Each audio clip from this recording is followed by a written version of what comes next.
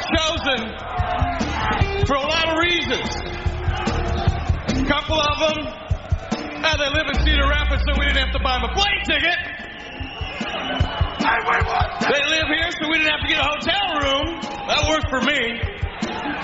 But most of all, because they all have their own hearts.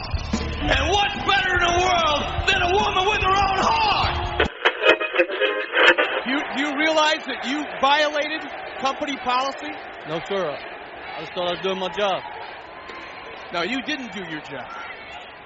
No, the Steiners were the ones doing the job. They were beat. I'll tell you what. I know that you've had a tough year. About with cancer. I know. I don't want to hear about your personal problems. I know that you've had a tough year.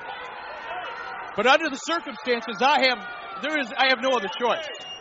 You are hereby terminated. You're fired. We're watching children. It has been decided that Hollywood Hulk Hogan must defend the world title at Super Brawl February 23rd in San Francisco. But furthermore, it's also been unanimously decided that this title opportunity be awarded to Roddy Piper. Hello, my name is Bob Bamber and welcome to the Wrestling 20 Years Ago podcast, going back in the time machine to January of 1997 for Volume 2, Part 2 of this month's show.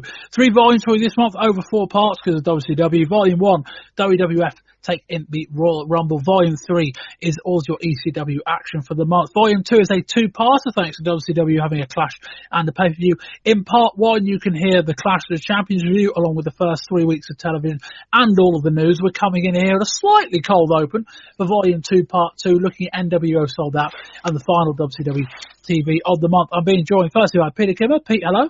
Evening, Bob. Evening, Doug. How are we? And Damio. Hi, Bob. Now, no TVs, nothing to talk about for the pay-per-view. So, Al, kick us off with the results of NWO Souled Out. Certainly. Starting off first, we'd get pretty much bouts all night with NWO versus WCW, so please make up your own mind who is who. First up with Masahiro defeating Chris Jericho. Big Bubba Rogers beat Hugh Morris in a Mexican death match. Jeff Jarrett beat Mr. Wall Street. Buff Bagwell defeated Scottie Riggs and thus must become the best American male. Scott Flash Norton beat DDP. The Steiner brothers, Rick and Scott, they defeated the Outsiders, Kevin Nash and Scott Hall, to become the new tag team champions. Eddie Guerrero beat Six in a ladder match to basically reclaim and also retain his United States Heavyweight Championship. And in the main event, it was a no contest between the champ Hollywood Hogan and the Giant. Pete, what do you think of this? Well, thanks for coming to me first there, Bob. Appreciate that. It was just something completely out of the ordinary, as it should have been.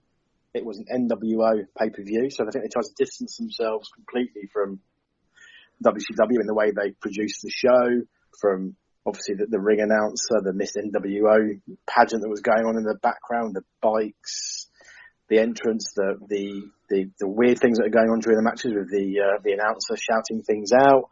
And I think the NWO WCW flavour throughout the night as well, with the single alone referee all night of our good friend Nick Patrick, made it a tough watch. I think we'll leave it at that for now. Del. I think I'm probably going to have a fight in my hands trying to convince everybody that this was brilliant. Coming off the back, probably my favourite Nitro ever. We mentioned it in the news. It was a decent clash, but it felt big coming into this. As long as there's plenty of Nick Patrick, which dare I say we're going to get in spades. It did certainly feel different. There wasn't a lot of brilliant wrestling action, but for a standalone, I thought this was very, very good. Well, Del, fair for, trying. I've got the black and white Bob on. I'm going to be getting the bat and I'm going to be fighting for this. Yeah, you're going to try. This was really bad. This was, the first kind of half hour, 45 minutes, there's enough kind of new things going on. It's like, this actually isn't that bad. They had the unique entrance, the different kind of, those 3 different video walls and then that big kind of stairwell down to the entrance ramp, the kind of, the staging area with a band, and they had, commentaries from a somewhat unique vantage point. It looked very different, okay. This feels different. I'm not going to forget this anytime soon. It's kind of like, the memorable Nitros to a point are the ones that take place from unique looking settings, so you don't forget them because they look different. This was certainly that. But boy, did this show drag. Boy, did it go from, this is cool, this is funny, to fuck, this is long. And it says a lot. There's a really, really good match on this show. It really is. But the show was so long in the tooth by the time we got there, and the presentation was so bad that up and then those bloody Miss NWO segments. You can't defend them, Dale. Sure. We will get there. We open with a black and white footage of a police-led motorcade of NWO trucks. They were like rubbish, dumpster trucks, if you like. NWO guys riding on the back of the trucks. At least Eric Bischoff is enjoying himself. Is this whole show going to be in black and white? I've got in my notes. I kind of wish it would have been, actually. I think that would have been quite unique. But anyway, inside the motorcade is a limo and an ambulance, for what that's worth. We're back in colour. We get an otherwise archetypal NWO video package with a very, very dictator-like address from Eric Bischoff, mixed in with comments from Hall, Nash and Hogan in your typical NWO style. And that's how the main show starts. Looks like a rock concert. I've got in my notes, NWO ring match. Here is Dictator Bischoff. I have in my notes, I seriously like this so far. Does a great job making it feel like nothing like WCW. And we have Eric Bischoff and Ted DiBiase on the call. Del, opening segment, very different, very memorable. So far, so good. Loved it. Loved the ring setup. It's got the canvas. It's got the NWO logo on it. That podium at Bischoff's at the start, I thought was brilliant. It did just feel different, and it's something that I always talk about in these shows, where I just want things that's different, because we've been struggling for a couple of years. There's no Schiavone, there's no Zbyszko. Eric Bischoff and DiBiase, I'm a bit dubious on the call for the full night, but it's certainly different, and as an opening, it just done everything for me. Pete? One good thing, I guess, from my point, I love Dusty Rhodes, but he was given the night off, I suppose. We had them to listen to Dusty's weird comments and rants all night, and DiBiase obviously is an interesting addition to the commentary table. It reminded me the high sort of steps up. I think they used to do it in NWA back in sort of the late 80s, I think, on a few shows. So kind of a bit of a hark back to that, maybe. And I think you're right. At the start of the show, you kind of thought, oh, hang on a minute, this is completely different. They're doing what they should be doing and making it different. Let's see where this goes. So it was a good opening segment. I completely agree. Much like the steps from the stage, it's only downhill from here.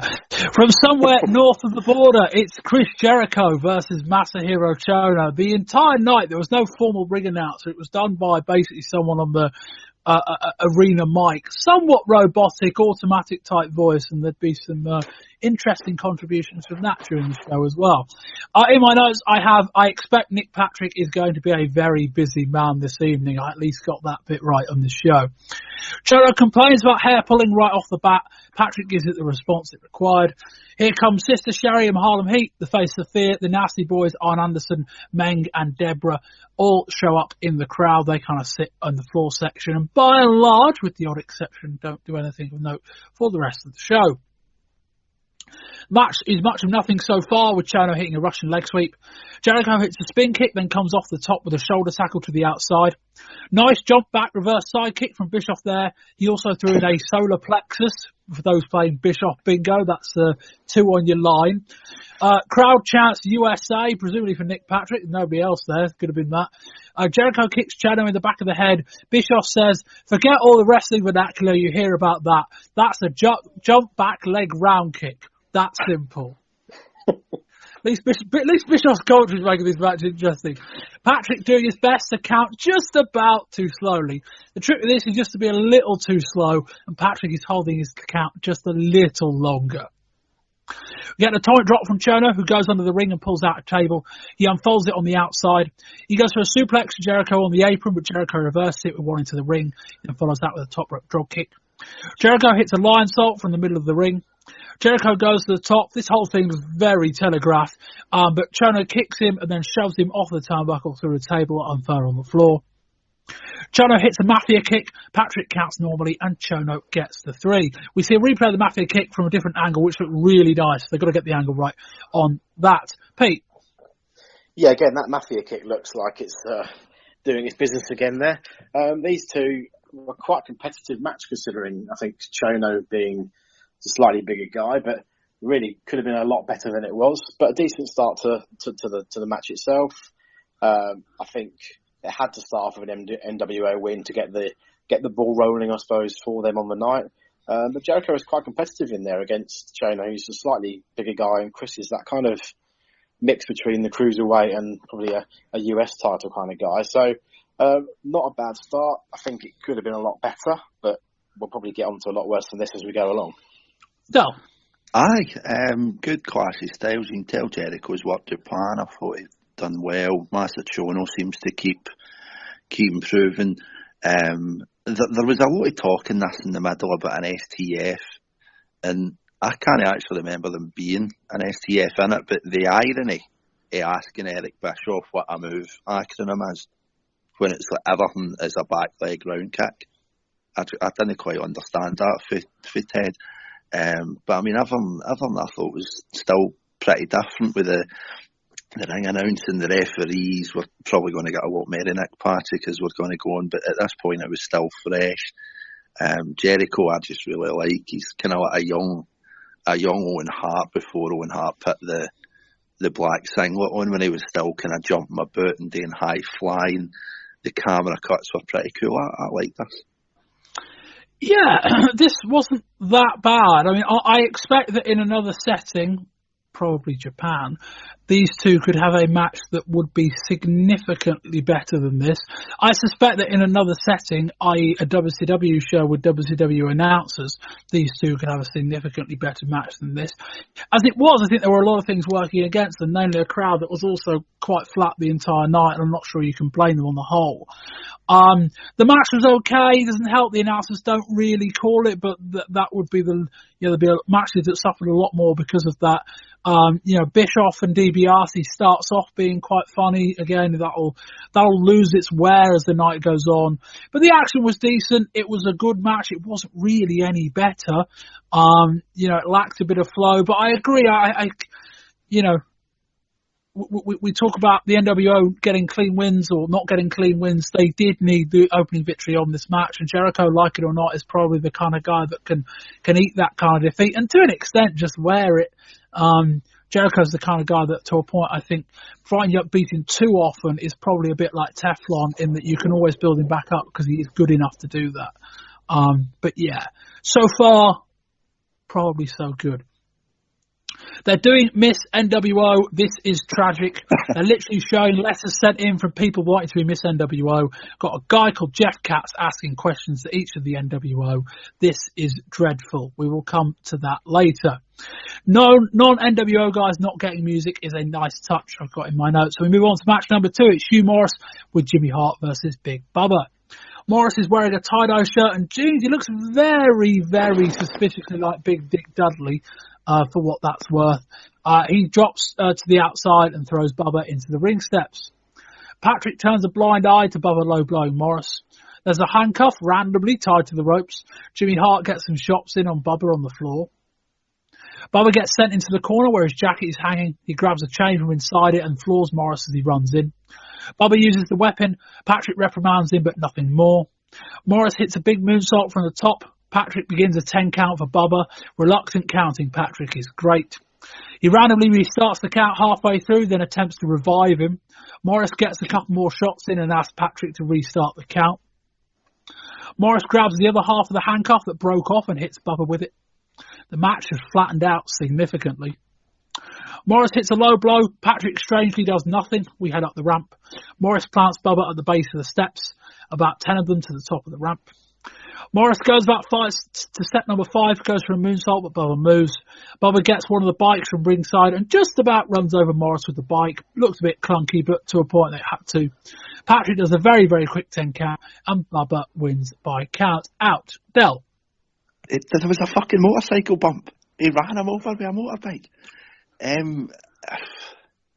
I'm starting to struggle, but I'm going to fight on regardless. First things first, why was this billed as a Mexican death match when Conan wasn't in it? Because Conan was meant to be in it, and then they couldn't get him into the country, and they just decided we'll sub in Hugh Morris and we'll hope nobody notices. So it wasn't a Dudleyville death match then, no? It could have been. But I mean, I thought this was decent. It was struggling, but that kind of bump on the stage to start with to get Hugh Morris done, and the fact that they kind of done the motorbike back at the end, it was like, do you think they knew that they were going to be struggling to keep folk interested in this? I don't know. The bit in the middle with the moonsault when Bubba's done, but instead of him kind of allowing Morris to go for the 3 count, calling it as a count out with the knockout, I thought was brilliant, but it just shows the NWO bias, whether it's the low blow that he seemingly misses or the count out giving him 10 seconds to get Bubba up and then just kind of Nick Patrick fan in the face of Big Bubba to get him back away. I thought it was decent. Pete?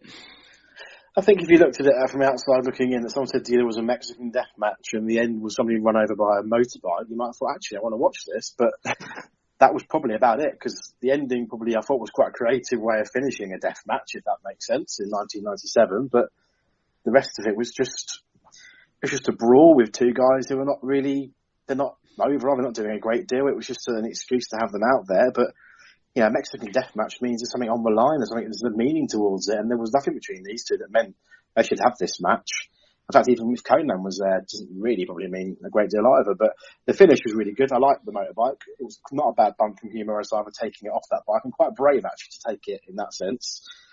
But no, not for me, didn't do a great deal for me, but the finish I did like. Yeah, it says a lot that I didn't really notice it was a Mexican death match. That probably says a lot for my notes as well. Just bad. Just two guys. I kind of like Bubba. Morris is okay. But, you know, that's really it. There's not much more beyond that. And it's like, you know, this match lasted too long. It wasn't really a Mexican death match in the way you might imagine. And as creative as the finish was, and it was undoubtedly good, it was like, it's one of those finishes where it's like, it's a nice idea, but it never looks right. Like, you know, Bubba can't drive quickly enough at him to make it look good. So he kind of like slowly just saunters up the ramp, and then Morris just kind of makes the most out of it. But it looked okay, but it wasn't this great looking visual that I think people probably hoped it was going to be. Dale, thoughts on the finish specifically? I like the creativity for it. When you see Nick Patrick with a slow count throughout the match and then he finishes it in a fast one, there was the bump on the stage for Morris that made him realistically stay down for that amount of time to let Bubba run back down, get the bike, get it started, get it kind of squared up to run him over and then get up. As much as there was maybe a bit of hokiness in the actual delivery for doing a stunt like this without stuntmen, without the value of a post-production setup, doing it live in front of an arena crowd, in front of a pay-per-view crowd, I thought they done brilliant. Pete? Yeah, I agree. As I mentioned before, yeah, the bump itself was a brave thing to undertake on a live show, and it could have gone horribly wrong or horribly right, as the case may be, to get it properly. Hugh Morris laid out on the floor in agony for 10 seconds, but I think it was a very creative way of ending a match, but did it really need to end that way, I suppose? And a Mexican death match between Bubba and Bubba. What was that about? Yeah, it's strange. Yeah, a little bit odd. I mean, yeah, they shot the motorcycle angle from such a distance where if it had a look a bit clunky, I don't think we'd have noticed. But it looked fine. It was, you know, a creative ending to a match I didn't need to see, I guess, is my longest thought on that. These Miss NWO segments are dreadful. No more comment at this stage. Next up, it's Jeff Jarrett, introduced as Double J versus M Wall Street. First line of my notes. Imagine this match in the WWF 2 years ago. I know we kind of had in part one, we had Luger and Scott Hall, which would have been a flat match in the WWF 2 years ago. This would have been something else. Bischoff, like McMahon before him, randomly credits Wall Street's technical credentials. Is that in Wall Street's contract? Into an elbow in the corner. Jarrett comes off the trot with a nice crossbody and Patrick slow counts. For Jarrett, he does at least. Jarrett goes for a running attack on Wall Street, draped in the ropes. Patrick shoves him out of harm's way, and the announcers praise Wall Street's wing awareness, which was pretty good. We head to the outside. Wall Street throws Jarrett over the guardrail. He goes for the sleeper. Deborah and Mongo inch their way closer to the ring. Wall Street locks in a sleeper on the mat, using the ropes for leverage. Patrick catches him, but only lightly warns him. Jarrett comes off the top, but Wall Street moves. Jarrett locks in a figure four. Wall Street reaches the ropes, but he's not close enough, so Patrick grabs his hands and drags him to the ropes.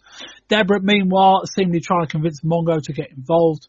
Mongo, after being kind of dragged around ringside, eventually gets up and smashes Wall Street on the back with the case. Then when Jarrett goes for the pin, Mongo gets on the apron and threatens Patrick, who counts quickly, so Jarrett wins. Pete? Oh, blimey. It continues on. I think Jeff Jarrett, is struggling as a babyface, as a face at the moment. Obviously, trying to get his Four Horsemen credentials in line. I think as soon as we saw Deborah and Steve McMichael wandering their way towards the edge of the ring, we knew what was going to probably happen at the end. The match was pretty bog standard, probably opening match on Nitro, let alone a pay-per-view match, if that. And the ending was typical. And I'm getting a little bit tired of seeing the Steve McMichael briefcase shot on somebody outside the ring. So it's not getting much better, is it, for me? At least it does take a little bit of a turn the two nights later on Nitro. Del? It's a Halliburton. They cost like $400-500, man. You need to get your money's worth at it, Pete. The biggest word there last night for me, Bob, is different, and this is IRS against fucking Jeff Jarrett. If it's the same as normal, it's going to be boring. This wasn't a match of the night. It's not something that you're going to remember, but I thought they did enough with it to make it decent. I mean, it wasn't. But did Wall Street and Jarrett do anything with it? Or was it that's the biggest part of it, because it was Nick Patrick that really kind of made it a bit different. I mean, for what it's worth, as much as I was fed up with seeing IRS in 1992, you know what I mean? But he looked quite cool. I mean, he's coming out with almost like a SWAT team set of pants, the boots, the NWO shirt. He doesn't look like Wall Street, and he doesn't look like IRS. He looked like Mike the Thunder, which I thought was good. Jarrett, is that good? Are we praising like I'm 1997? For that show. I will grab any positive. I know you are. You're not fighting particularly well. I mean, I thought the match was decent. I mean, there was a bit in the middle with it wasn't. Come on. The wrestle, they got out of the wrestle before it was stale. The refereeing done wonders with it. They felt different. I mean, I'm struggling with this one. You are. On a positive note, you said at the start they introduced Jeff Jarrett as Double J. They also introduced him as this redneck, which I thought was very good. They looked quite cool. They got out of it before it kind of got too low in the barrel. It was alright. I mean, I don't think it was really the night for Deborah and Mongo. That story has got legs when it's in a horseman context, but I didn't really think this was the night for it. That was the biggest kind of detractor for me. It did kind of need to end at the end of it, fair enough, but it was alright. It's not exactly going to be up there in the worst match of the year, is it? It was alright. It's only January. You're probably right. But Del, isn't the big point here, and the big point probably the entire night, amongst other things, is that you can't just stick a guy in an NWO shirt and expect him to be over. And that's the big message of this show. Michael Wall Street, VK Wall Street, IRS, Mike Rotunda, whatever you want to call him. You take a hot act like the NWO and you stick NWO shirt onto Mike Rotunda. It doesn't drag Mike Rotunda up. It drags the NWO down. Del, is that not something we can say? But he's got ring awareness and he's a very proficient mover in the ring. He's IRS, man. He's not anymore. I've never understood that point anyway. Like, this idea that, Judkins on here. We said this like 3 years ago. Like, why does, if he's such a good wrestler, why is he a taxman? But now he's not even a taxman. He's just a guy. Just a really old guy. That's it. Like, Nobody gives a shit about Wall Street, right? Let's just nail that black and white flag to the mast. No one gives a shit that he's here. But if it wasn't for the likes of Michael Wall Street, you wouldn't have an NWO versus WCW angle running through the show, and it filled the spot. Are you in the NWO? That's the best exit. You are the first member on this show to join the NWO. You're desperately trying to find positives where they don't exist. They need representation, and I am more than happy to fill that spot. The Scottish branch of the NWO. God help us. Pete, any more of the above? No, I'm still stunned with Dale's viewpoint so far. I hope obviously the fun continues. NW Glasgow. Get that on a shirt. I mean, this was really bad. I mean, Dave Meltzer said Jarrett's been involved in some very good matches since he's been in WCW. I ain't fucking seen it. When? Yeah, exactly. Jarrett's okay, and he's wrestled the odd match with Benoit and Guerrero. But, I get the feeling you put me in the ring with Benoit. I mean, I might not leave in one piece, but we probably have a decent match. He just beat fuck out of me for 10 minutes.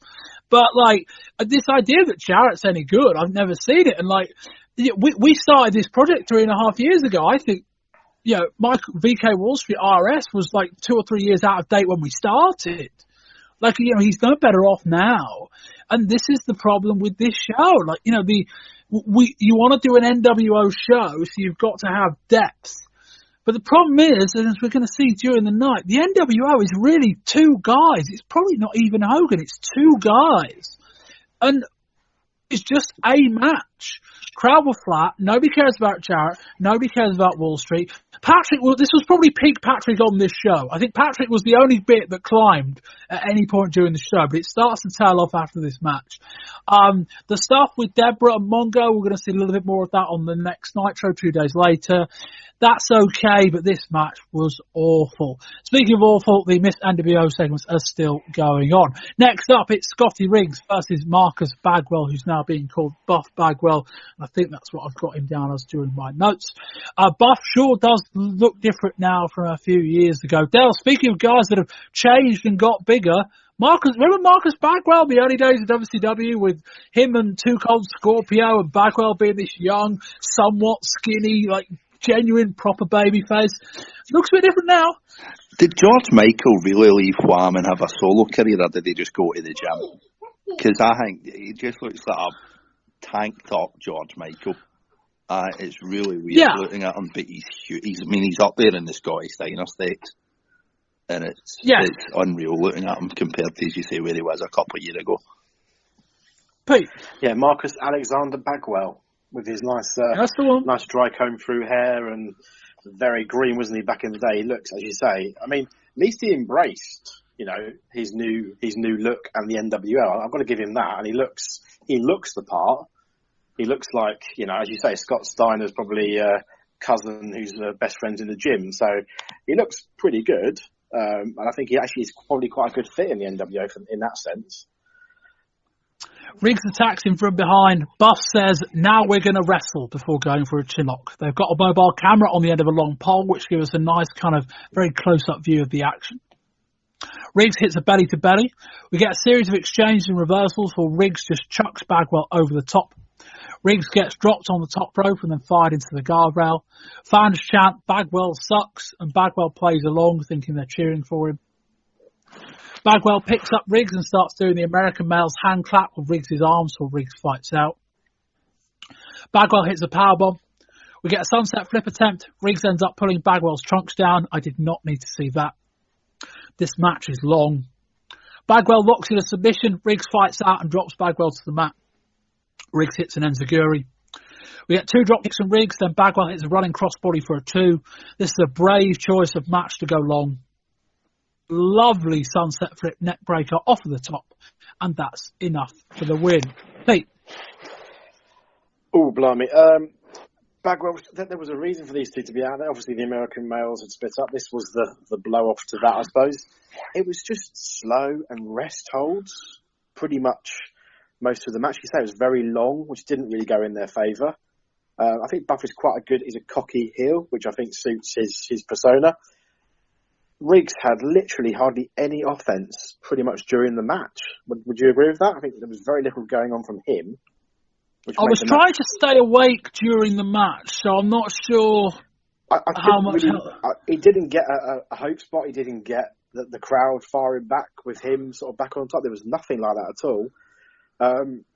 But the finish, the blockbuster, I did like. It looked quite bad. He landed on sort of the shoulder over the top of the sunset. Yeah, that looked very nice. Obviously, Bischoff was pleased to announce that as I think it was DiBiase as the blockbuster, the buff.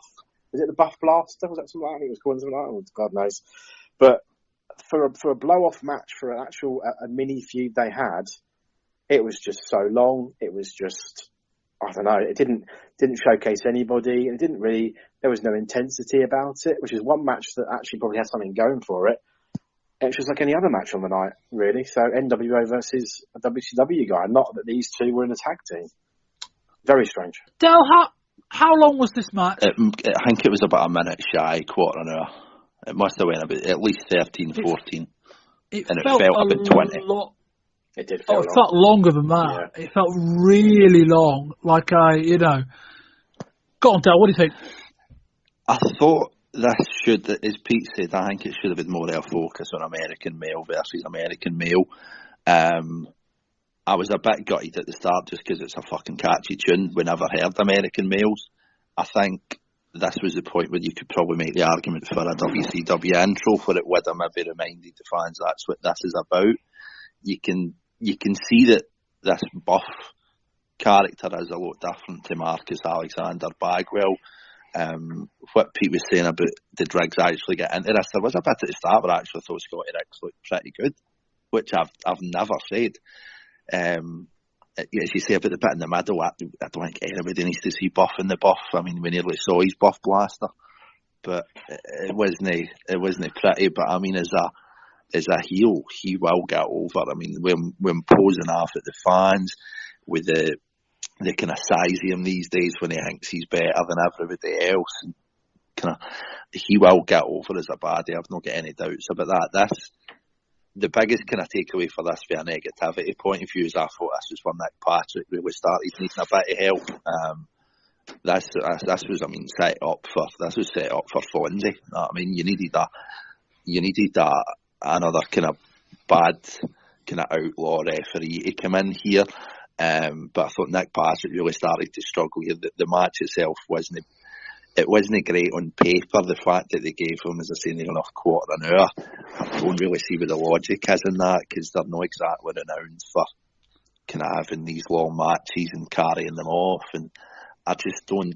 I don't think it played enough into the feud with the former tag team partners enough for me. I think that would maybe have saved it. How they would have done that, I don't know.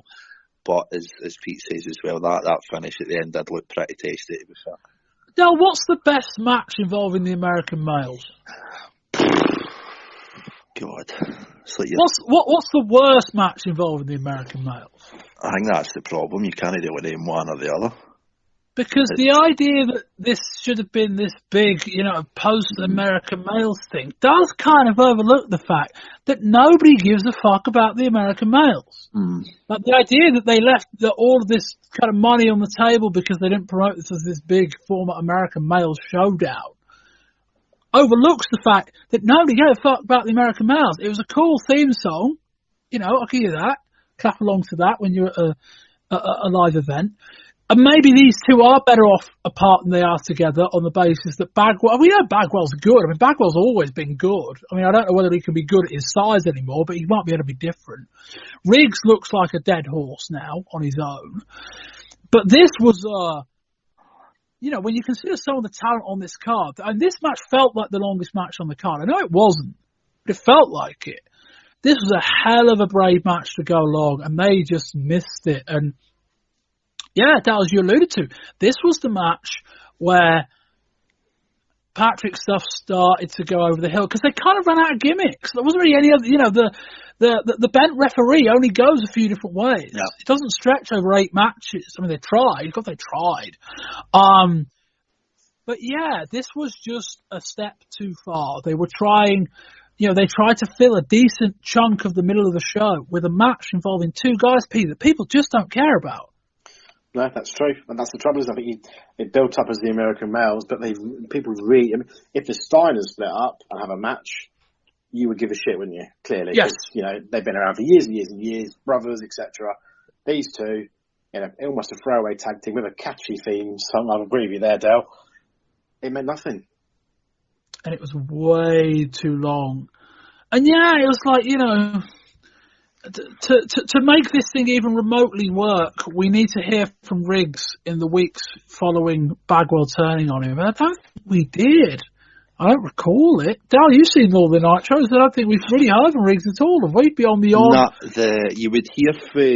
You would hear for Buff. Buff would rub it in that Riggs is a dead horse these days. He's bought into the biggest faction going. But the problem with Scottie Riggs is I think there was about a 5 second kind of camera bit just after a pinfall. That's literally it when he was still in ring.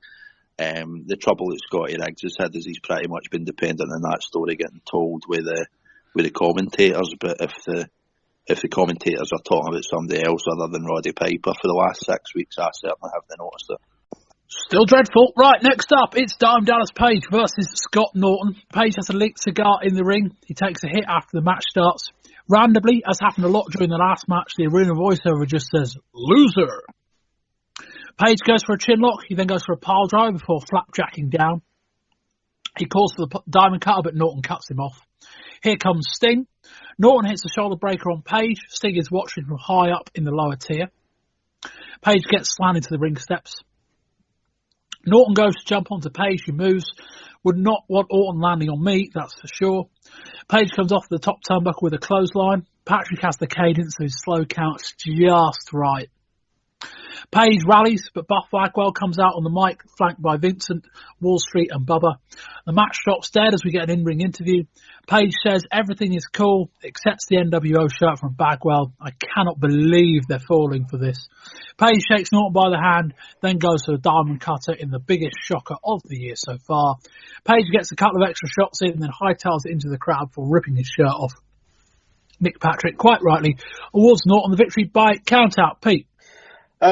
This is where, for me, and Dale will be happy I say this kind of was a little bit of an upturn, because I actually quite liked the way the match began. I quite like Scott Norton in general, and Dallas Page at the moment is probably becoming one of the biggest and most popular guys they've got, so the crowd were very much kind of a bit mixed with him, because obviously an NWO theme, but Norton, I think, was wasted with Page with the way they ended the match. I think they could have actually had a pretty decent match if they'd let them just have the match and Page get over Diamond Cutter and win without having, you know, NWO Light, as it were, coming down and doing that awful end where who actually thought that Page was going to go on then, I'll have your T-shirt again and we'll all hug and celebrate and be in.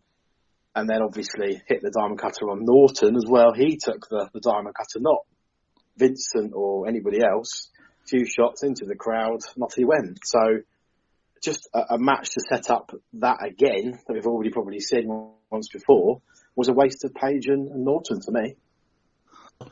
I mean, how many times are they going to do this? And I thought they carried that bit at the end, considering we all knew it was coming, considering we've literally seen it so many times, and the fact that they still carried it off pretty well, I thought was fair play to them.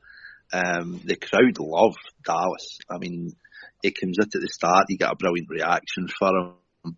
The bit at the end where he tells the NWO where to get off, they kind of were right behind him again. I liked that cigar bit at the start, with just him coming out with that cigar. I thought it was pretty cool. And then it gets to the point where he's got it sitting in the top turnbuckle and then just takes a draw at it because he's struggling at the start. I thought it was really good. We seem to say it every time, but Page is just improving every time you see him. Scott Norton, I've never been a great fan, but as I said in part one, he is starting to impress me a bit. It's just, it did just feel as if it was, we'll get the two of them out here, we'll set this up again, and that's it. The only kind of positive bit of that was at least it wasn't the outsiders this time that get kind of punked it with. It was more Buff than anything else, and it doesn't look like the sharpest knife in the drawer, so you can see that. But it was more an angle than a match. I did forget to mention Buff Bagwell's raspberry to the camera as well. That didn't look particularly menacing from an NWO heel, did it really? There we go. It wasn't my biggest problem with all of that. I mean, it wasn't inherently a bad idea to rerun the angle, but you needed a much, much stronger way to set it up. You know, just like the NWO is meant to be the cool guys. You know, why would, if I'm Scott Hall and Kevin Nash, why do I watch that and go, well, I don't want these losers in the group? You know, I mean, I know Hall and Nash fell for Page, but at least they fell for Page in like correct circumstances. These guys just walked out there and walked to their own death. Just felt a bit weird. Like the setup was really, really predictable. The match stopped dead and never got going again. And it was like, I didn't mind what they tried. It's just you've got to have a much smarter way of getting there, and they just didn't. Shame though, like these two, like the one thing you can say about the show is that by and large, save a flat few matches we've just gone through, the matches are between guys that can at least go. But they didn't give these guys enough room to be able to go. It was more, oh yeah, we'll just kind of put it there. We'll see what happens.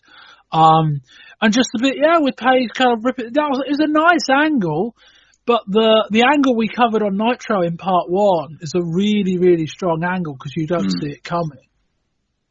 This is a bit more, not audience intelligence insulting in the sense that it was a babyface getting one over a heel and a heel looking stupid, which is kind of how it should be. But it's like, yeah, I guess it just didn't fit for me anymore. I think that there's so many factors that you need involved in things like this. The things that we're working against it is, firstly, they'd seen it on the Monday. This is Saturday. I mean, we've had 4 days in between, and they're seeing it again. I mean, the fact that it is probably one of the hottest guys that they've got there, as I say, the reaction for him at the start was brilliant. The reaction at the end was brilliant. They believe in Dallas Page, but the problem, it's a bit of a two-edged sword, really. When you've got an NWO show, you need NWO guys. If you've got enough NWO guys, you're inevitably going to be kind of getting a bit of chaff in with it. But when you see the angle on Nitro, one, it's the first time it's happening, so it's fresh. But two, you've got the likes of Hall and Nash in there. Nash looks pretty cool. Hall is just pretty cool. And when you get Vincent coming out, you get Buff coming out, it's kind of like the second, third, fourth string of the NWO, so that kind of worked against it. But Page done well. The crowd were still considering all things pretty into it. It was all right, but I just think there was too many factors working against it. Yeah. Pete, any more? I was thinking during the match, you know how everybody had come out, the Nasty Boys and the Horsemen in the crowd, and Harlem Heat. This was the one match at the end. They could have maybe got involved and maybe been thrown out of the building by Bischoff and had that kind of, to make it a little bit different with Page looking as strong. That's one thing they could have done maybe a little bit differently with the angle. But apart from that, no, I think what you said is pretty fair. Or anything else. Miss NWO, still dreadful. We move on.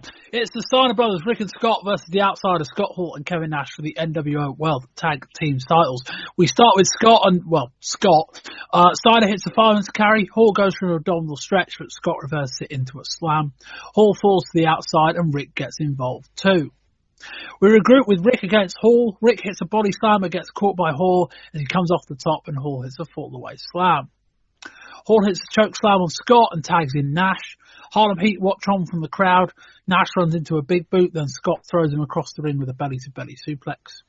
Hall gets a shot in on Rick on the apron. Nash takes advantage and boots him to the outside. Rick is now the face in peril as Nash and Hall point to each other. Nash goes for an elbow drop, but Rick avoids it. Scott is losing patience on the apron. He levels Hall on the floor. Nash spits at Scott. Rick low blows Nash. Scott finally tags in, runs over both Hall and Nash. He hits a double underhook powerbomb, then a side suplex on Nash. Rick puts Hall on his shoulders, but Nash cuts it off. Hall hits the razor's edge onto Scott, but Nick Patrick is down. Rick comes off the top with a bulldog. Scott covers Hall, but there's no ref. Randy Anderson comes through the crowd, counts the 3, and the Steiners win. Big pop for that. Eric Bischoff very angrily says, every one of these people is standing. They are livid. Del, were you livid? Fucking Randy Anderson is an inbreed. He's no place in that card. He wasn't booked in that card. He wasn't an officially licensed NWO official. It's a farce. That's what it is. How many? Continues.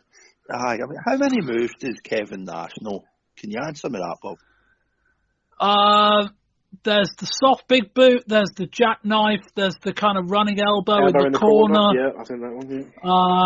I mean, if it wasn't for Scott Hall, I don't know what Nash would do. I mean, Hall is a workhorse. I mean, he always was, but... Does the WWF version of Diesel know more moves than the WCW version of Kevin Nash? Sorry, let me rephrase that. Does the current WWF Diesel know more than the former WWF Diesel? It's got to be up there. I mean, I don't know. I mean, I'm kind of a bit monthly for you, unfortunately, for getting on this Scott Hall bandwagon, but God help Kevin Nash if it wasn't for Hall. He covers for him in interviews. He covers for him in commentary when he's on it. He covers him for a match. He's tenfold. I mean, Scott Hall is just cool. And he has to work to cover Nash. I mean, they have got that balancing act, right? I mean, how many... Nash does the sidewalk slam, doesn't he? Does it? Well, he tries, aye. He's kind of too cool to carry it off, but he does it. But, I mean, Nash is kind of like one of these big guys that's got a place because he's big. He kind of has the work about. I mean, it's not the first tag team we've seen. It's probably not going to be the last where we see there's definitely one worker and there's one looker. But, I mean, Nash... I don't know. I'm not a great fan of Nash. I mean, that might question my NWO membership, unfortunately, but I'm not a great fan of him. I mean, Scott Hall just done brilliant in this match. I thought the bits where it panned to the outside, the heat looked pretty cool out there. The Randy Anderson thing did help to an extent when I'd said in the last match that I was starting to struggle with, or the last couple really, I was starting to struggle with Nick Patrick. I thought the Randy Anderson bit at the end was quite good. Then it obviously builds into the Nitro a couple of nights later that will come on to. I must admit that the crowd's still pretty hot, I thought, for me, whether it's just because the outsiders are out there, and the outsiders are probably the most popular guys in the country at the minute, but I am starting to fade pretty fast. Pete? Yeah, I think that makes a great point. I think the outsiders are cool. I think Scott Hall definitely is the cooler and the guy you want to sort of back, and I think we're now warming to your comments on the end of year about Scott Hall, Bob, I think, regarding kind of how good he really is. As a tag team... Can we have a revote on the MVP of the year? I think you might have to at this rate, the way it's going. Yeah, let's do it. Del, who's your vote for MVP of the year? Glacier. Pete? I'll go Scott Hall, Bob. I'm with you now. I'll go Scott Hall. There we go. Scott Hall wins it. There we go. Revisionist history on the first show of 1997. Sorry, Pete. Glacier. Blimey. For me, it was a plod fest. I mean, the Outsiders as a tag team. I mean, against the Steiners, you think almost not a dream matchup, but you know, it should be a great tag team match. But it was so slow. It was quite a long match as well. Good to see sort of Scott Steiner back. He looked well up for the match and was itching on the outside to go and kick people's asses throughout the whole match. But you're right, Kevin Nash was carried by Scott Hall throughout. Randy Anderson, I thought that was great because I think, as you say, it broke up the whole night that Nick Patrick's been doing this whole gimmick all night. Anderson strolls in, gives the crowd a little pop. We weren't expecting probably them to lose the title potentially on an NWO show, so that was quite good, and it built into the next Nitro. So, you know, not the worst, not the best, but it was okay. But the Outsiders as a tag team, I think that they are losing that bit of, you know, individually maybe, or Scott Hall on his own maybe carries it off better, but as a tag team, no. Pete, would it not have made more sense to have written Nick Patrick off of the show at this point? I think so now that's happened. And then, I know they had the angle with Anderson planned for Nitro on the Monday. Yeah. But would it not have made a lot more sense, given the two matches that followed, if they'd have written off Patrick, and much to Bischoff's chagrin or whatever, they, you know, could have just taken the decision, you know, we have to have a qualified, certified referee, and Randy Anderson's the only guy to do it. And then he could have refereed the next two matches. I know they would have had to have done a slightly different job with the angle on Nitro, but I feel like that would have been much stronger and would have set up for a much better final two matches. And given the result of the next match, makes even more sense to fire Randy Anderson as well, doesn't it? So, you know, I agree, yeah, absolutely. Yeah, that's true. Dale, thoughts on that? I still think they should have brought in Bill Alfonso for the night, but I'm in a man of my own there. What, and the whistle? Yeah, but then Bill Alfonso would have shown the NWO how you really get heat. That's also true. There would have been about 70% of that roster just redundant. Yeah, it would have just been a whistle all night as well. I mean, yeah. This was quite good. It was one of the better matches on the card, which says very little. That being said, I expect far more from these two. And we talk about Nash being quite limited. He's not that bad. He's capable of having good matches with the right guys, and I'd put the Steiners in amongst there with the right guys. But yeah, you are right to talk about his limitations. And be a case of, and I don't know whether this is because Scott's coming back from injury, but if Rick's going to be carrying the Steiners, Hall should probably be carrying the Outsiders. That would help. But yeah, the match was just never really got going, and then the finish. I guess we'll come to it more when we talk about the angle on Monday, because that plays into it. I liked the finish though, and it was a rare, and we got on in a bit, but it was a rare high point for a crowd that didn't have many to catch on. So Dale, thoughts specifically on the finish? Taking off my NWO cap, it was pretty innovative, and it makes sense when you've got the likes of people there, when Pete had said earlier on about why the Nasties not getting kind of utilised, why is the Harlem Heat or Arm, or kind of a lot of these people just sitting there. It made perfect sense, and then as you say, if they already had the works for a couple of nights later about the angle with Andy Anderson, it makes perfect sense. And if there's going to be a moment where they would kind of have the crowd popping, but at the same point be able to kind of almost backwards book it, if this had happened in a main event, how are you going to book yourself out of taking the World Heavyweight title away? With the tag titles, you can kind of get away with it, and as you say, it gave them a pop where they were kind of struggling to get one before, so fair play to them. Voiceover introduces Eddie Guerrero as the Mexican Jumping Bean. Let that one sink in for the moment. Next up, it's Eddie Guerrero and Six in a ladder match for the WCW United States title. They hoist the belt up into position. In my notes, I wrote, I've got a feeling at some stage that hoist will raise again when Guerrero's in reach. Surprisingly, that didn't happen. I figured that would have been a gimme, but anyway, that's what it was. Six starts with a hard kick and a chop. Guerrero hits a lovely backbreaker and a high crossbody off the top to the floor. Six gets on the top with an attack in the corner, hits a release suplex off of the apron. Six hits a somersault plancher to the floor. The camera, of course, was focused on the title and barely caught it. Six finally goes to get the ladder. He and Eddie fight over it on the apron, and Eddie pivots it into Six's jaw. Six lays the ladder onto Eddie, then stamps on him. The pair climb the ladder, but it's in the corner. Six gets the gut punch in, and Eddie goes down. Six gets onto the top rope, goes to jump with the ladder, but Guerrero drop kicks it, and Six crotches himself on the top. It's a really interesting moment during that bit where Bischoff's like, what's he going to do here? And Ted DiBiase just goes, I've seen Hall do this before. Obviously, in reference to Hall's match with Shawn Michaels, where he kind of jumps off the top. I think Michaels did it, actually, funnily enough. But anyway, we finally get the ladder mid-ring. Both guys climb near the top, then Six does a spin kick, sending both him and Guerrero tumbling to the mat. That was great. Six goes to climb the ladder, but Eddie pushes him off, and Six bounces off the top rope. We get them both near the top again. They both get a hand on the title, unhook the title at the same time. Eddie hits Six in the head with the belt. Both Six and the belt drop to the mat, and Eddie grabs it off of the mat to win the match, and Nick Patrick looks distraught. Pete? Match of the night, obviously, by a country mile. These two, I think it's a shame this match was on. I think towards the end of the card was a good idea, and it just looks so much more impressive than anything else on the night so far. These two put forward a great ladder match. I love the Bischoff getting over Scott Hall, as he's the guy who made ladder matches and invented the whole gimmick. I thought it was quite a nice touch on commentary from Mr. Bischoff. I like the ending as well. It's not often you see them both unhook the title together and then almost kind of have a bit of a scrap, and then the belt shot, and then Eddie comes away with the title. That was really quite a nice way of finishing, because normally you just get knock off the ladder and then he picks the belt off. But to unhook it together and have a bit of a skirmish was quite a nice touch, and good to see Eddie get the win. But I think actually, obviously, match of the night. Really enjoyed it. I want to see more from these two moving forward. No.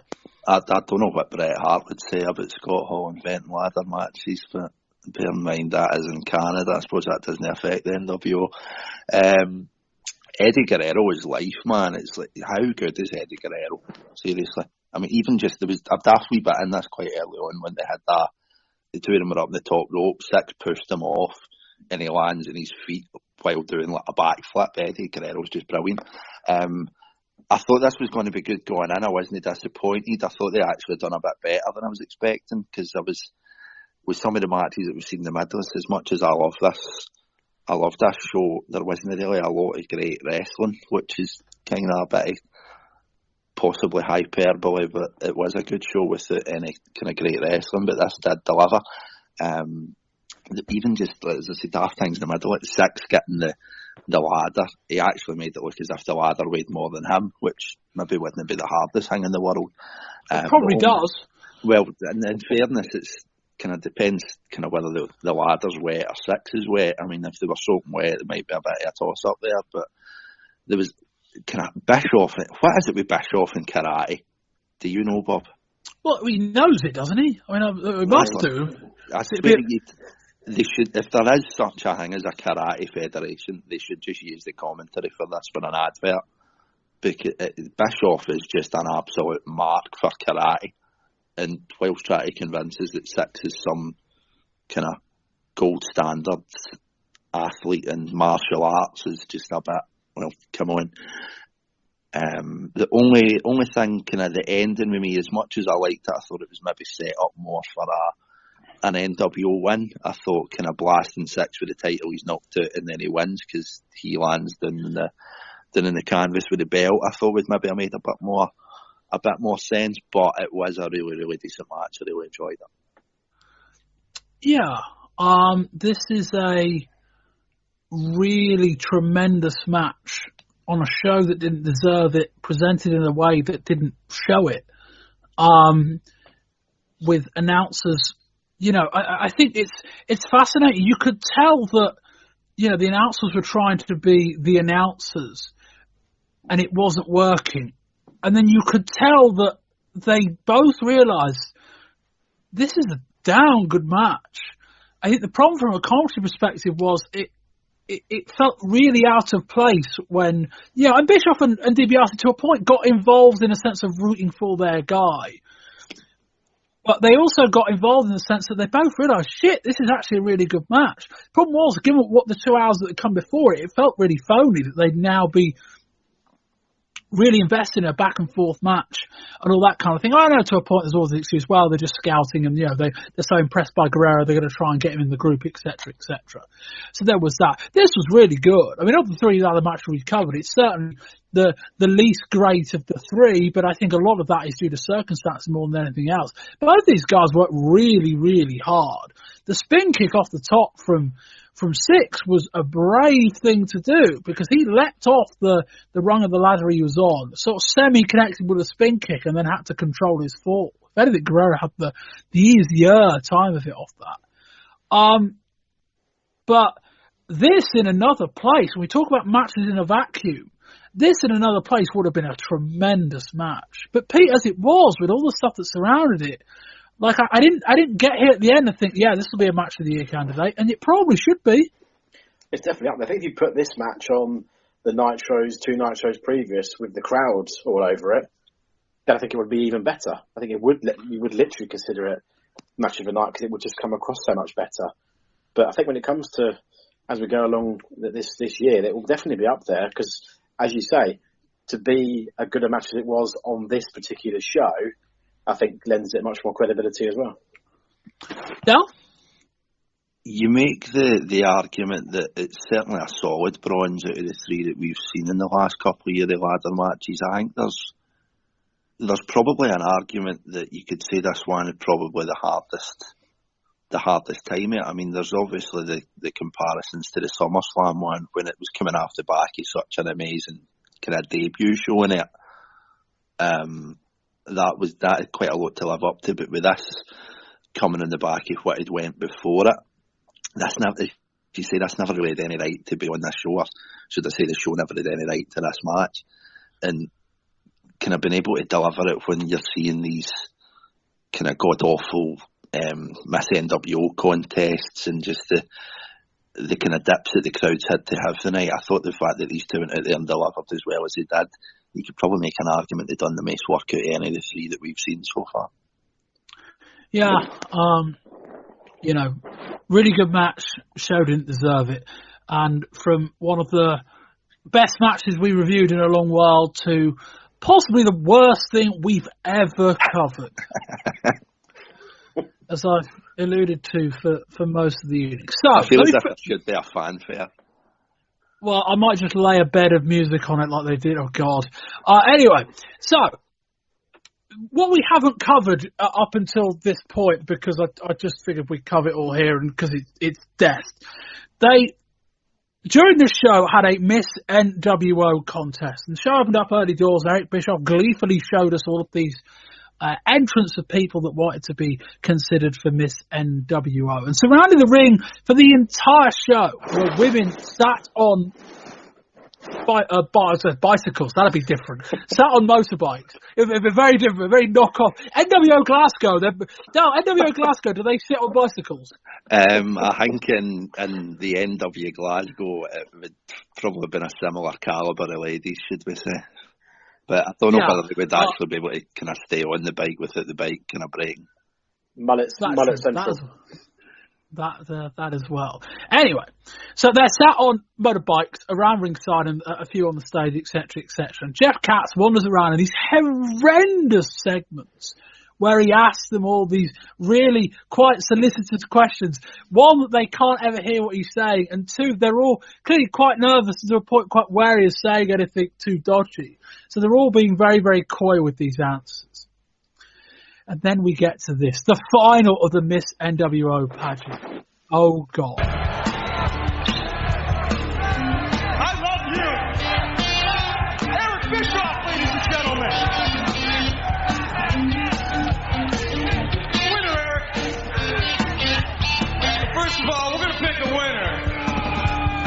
Because that's what we do here in the NWO, is pick winners.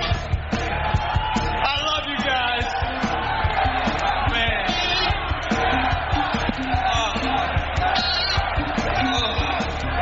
Stop, man. Thank you very much. Thank you. But yeah, we pick winners here. And you know what? These women were chosen for a lot of reasons. A couple of them, they live in Cedar Rapids, so we didn't have to buy them a plane ticket. They live here, so we didn't have to get a hotel room. That worked for me.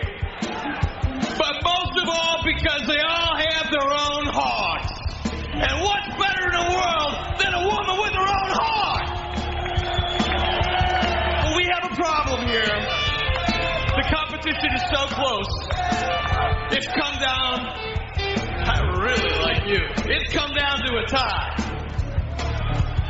So we gotta break this tie. God, it is good to be king.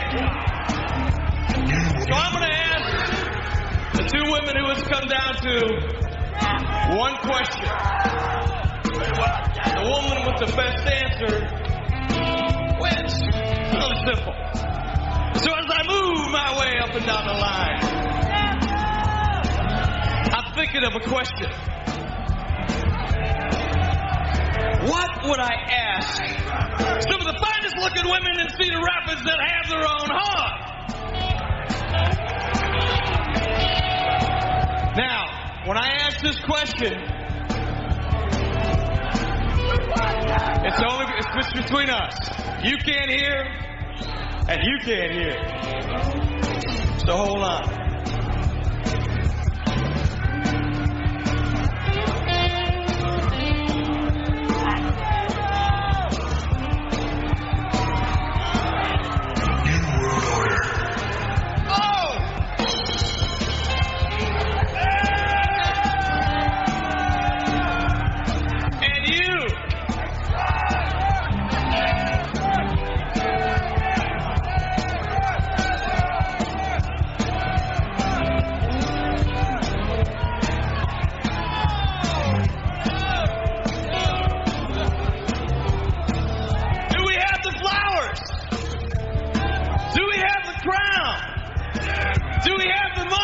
is no money. Let's not go crazy. Because we have a winner. And the winner is... The winner is the new Miss NWO. The Cedar Rapids chapter. Give me a minute.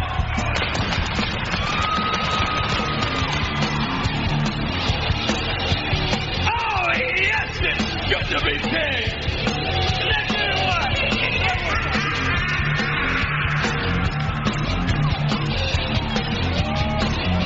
Eric Bischoff will get to choose the winner. This genuinely may be a new low for the podcast.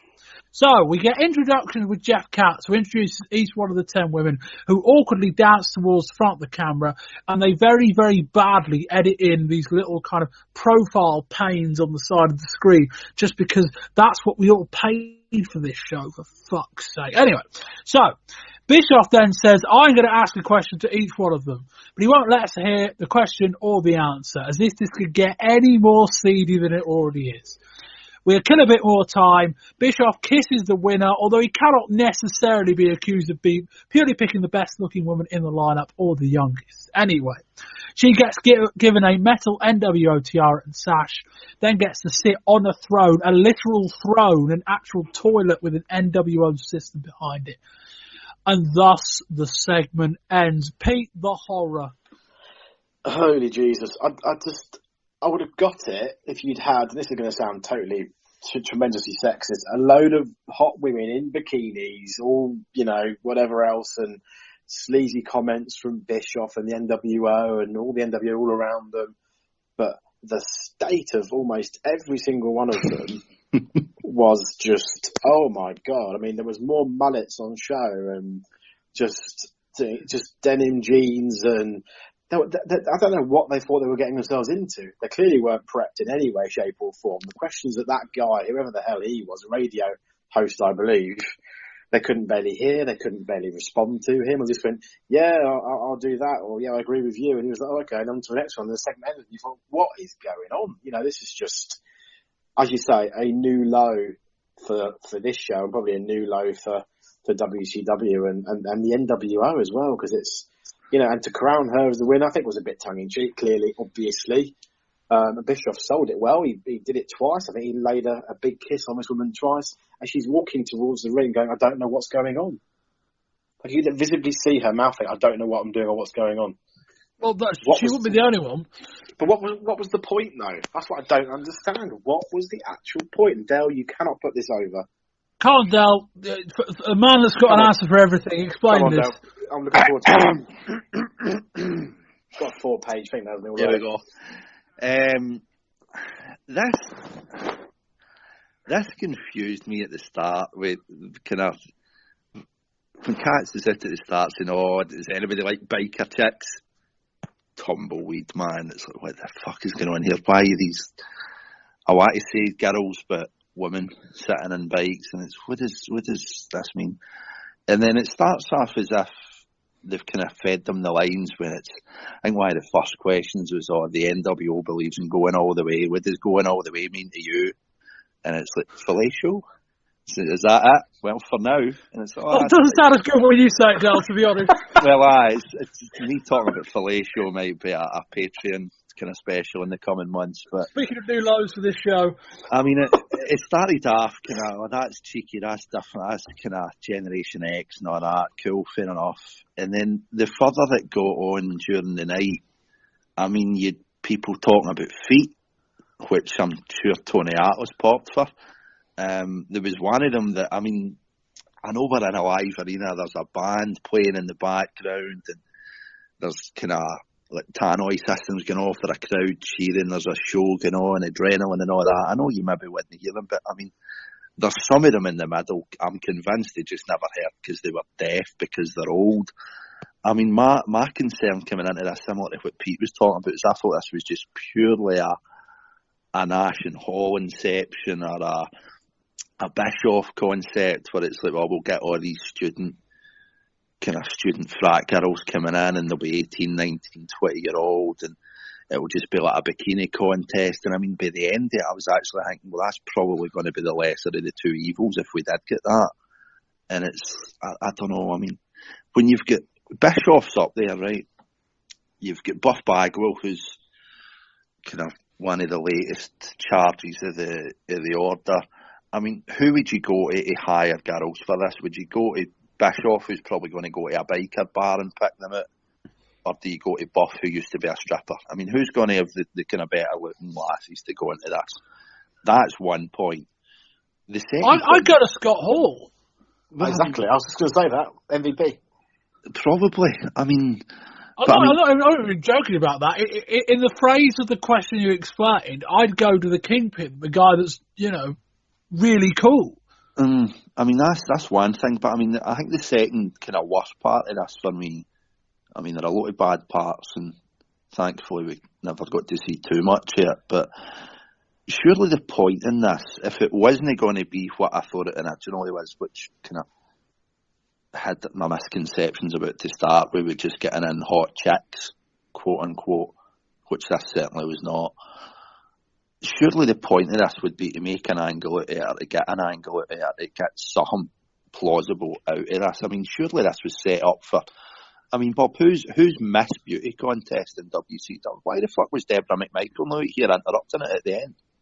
Or why does it no build to, or we just kind of took the piss out of all these women on their bikes and we're just going to give it to Miss Elizabeth? I mean, there was so many angles out of this that they could have made. I mean, the obvious one, as I say, is just Miss McMichael coming out with a sash on, kind of declaring herself the winner, or kind of, fuck the lot of these, we're just going to give it to Liz. I mean, I just don't see what this did for anybody. I mean, the only positive that you could take out of this is with some of them dancing in the middle. I think Kimona Wanali is pretty safe for a job in the next couple of years. Yeah, I drink all that in. Yeah, just, imagine, like, as you say, like, I think the sleazy as fuck 18, 19, 20-year-old bikini contest would have at least gone, well, you would have probably have hammered it almost as much as we have this, but it would have at least made some sense.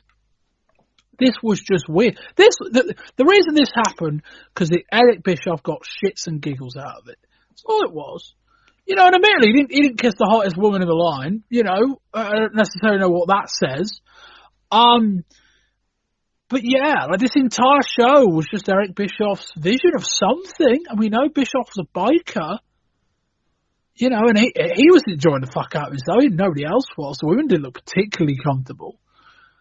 And yeah, imagine paying $27, whatever it was, for this show, and being like, yeah, we just had this great match, and now this. I mean, this is a nadir for, the entire run of this show. I feel like it. I don't know that we've ever reviewed anything that bad. Like, I think back to all the bad matches, all the really bad angles, all the really, really ill-thought-out booking decisions. I think at the Battle Bowl 3 years ago, I don't think any of it got this bad. Just this, like, at least a lot of the other stuff, I felt like someone was trying something. I felt like someone had good intentions even if it didn't come off. This is just death. And you're like, who does this appeal to? That's the big question, Dale. Who's enjoying this segment other than Eric Bischoff? Well, I mean, the girl's parents have obviously got a certain level of pride in this, surely. But as you say, it's dreadful. I mean, a bad match is a bad match. Fuck it. Everybody has them. We can get and stink a joint up my Sunday night, and then the Monday night we can get another 3, 4, 5 minutes and then make the bet of it and move on. It was a throwaway angle. It was never going to be any more than that, but I mean, there's things that you can do with throwaway angles to at least make them interesting. As you say, who's going to talk about this in a positive way? I mean, it's not even up there with, like, I always talk about water cooler moments, and it's not even that. It's like, everybody's just going, what the fuck was that? And it's like, the young guys that kind of tune into it to watch and say, oh, we're going to see some good looking good-looking lasses out here, or this will maybe get seedy, and this will be brilliant, and that market's out the window. Another point, how are you going to try, I mean, we're talking about ratings every month, and I mean, how are you going to get to a better demographic with kind of women in wrestling? And I mean, bearing in mind, Sherry Martel was sitting in the crowd here. Sherry Martel is fucking bust a gut to try and kind of get women's wrestling and kind of women in wrestling over. And I mean, I don't know. I mean, as I say, I was convinced pre-show that it was going to just turn into a bikini model contest. As you said yourself, I think that certainly would be what we're expecting. And as much as that's a bad thing, I think personally on a wrestling show, it would have been better than this. But that's just shat on women for me. And I just don't get the point in that. I don't agree with it. I thought it was shit.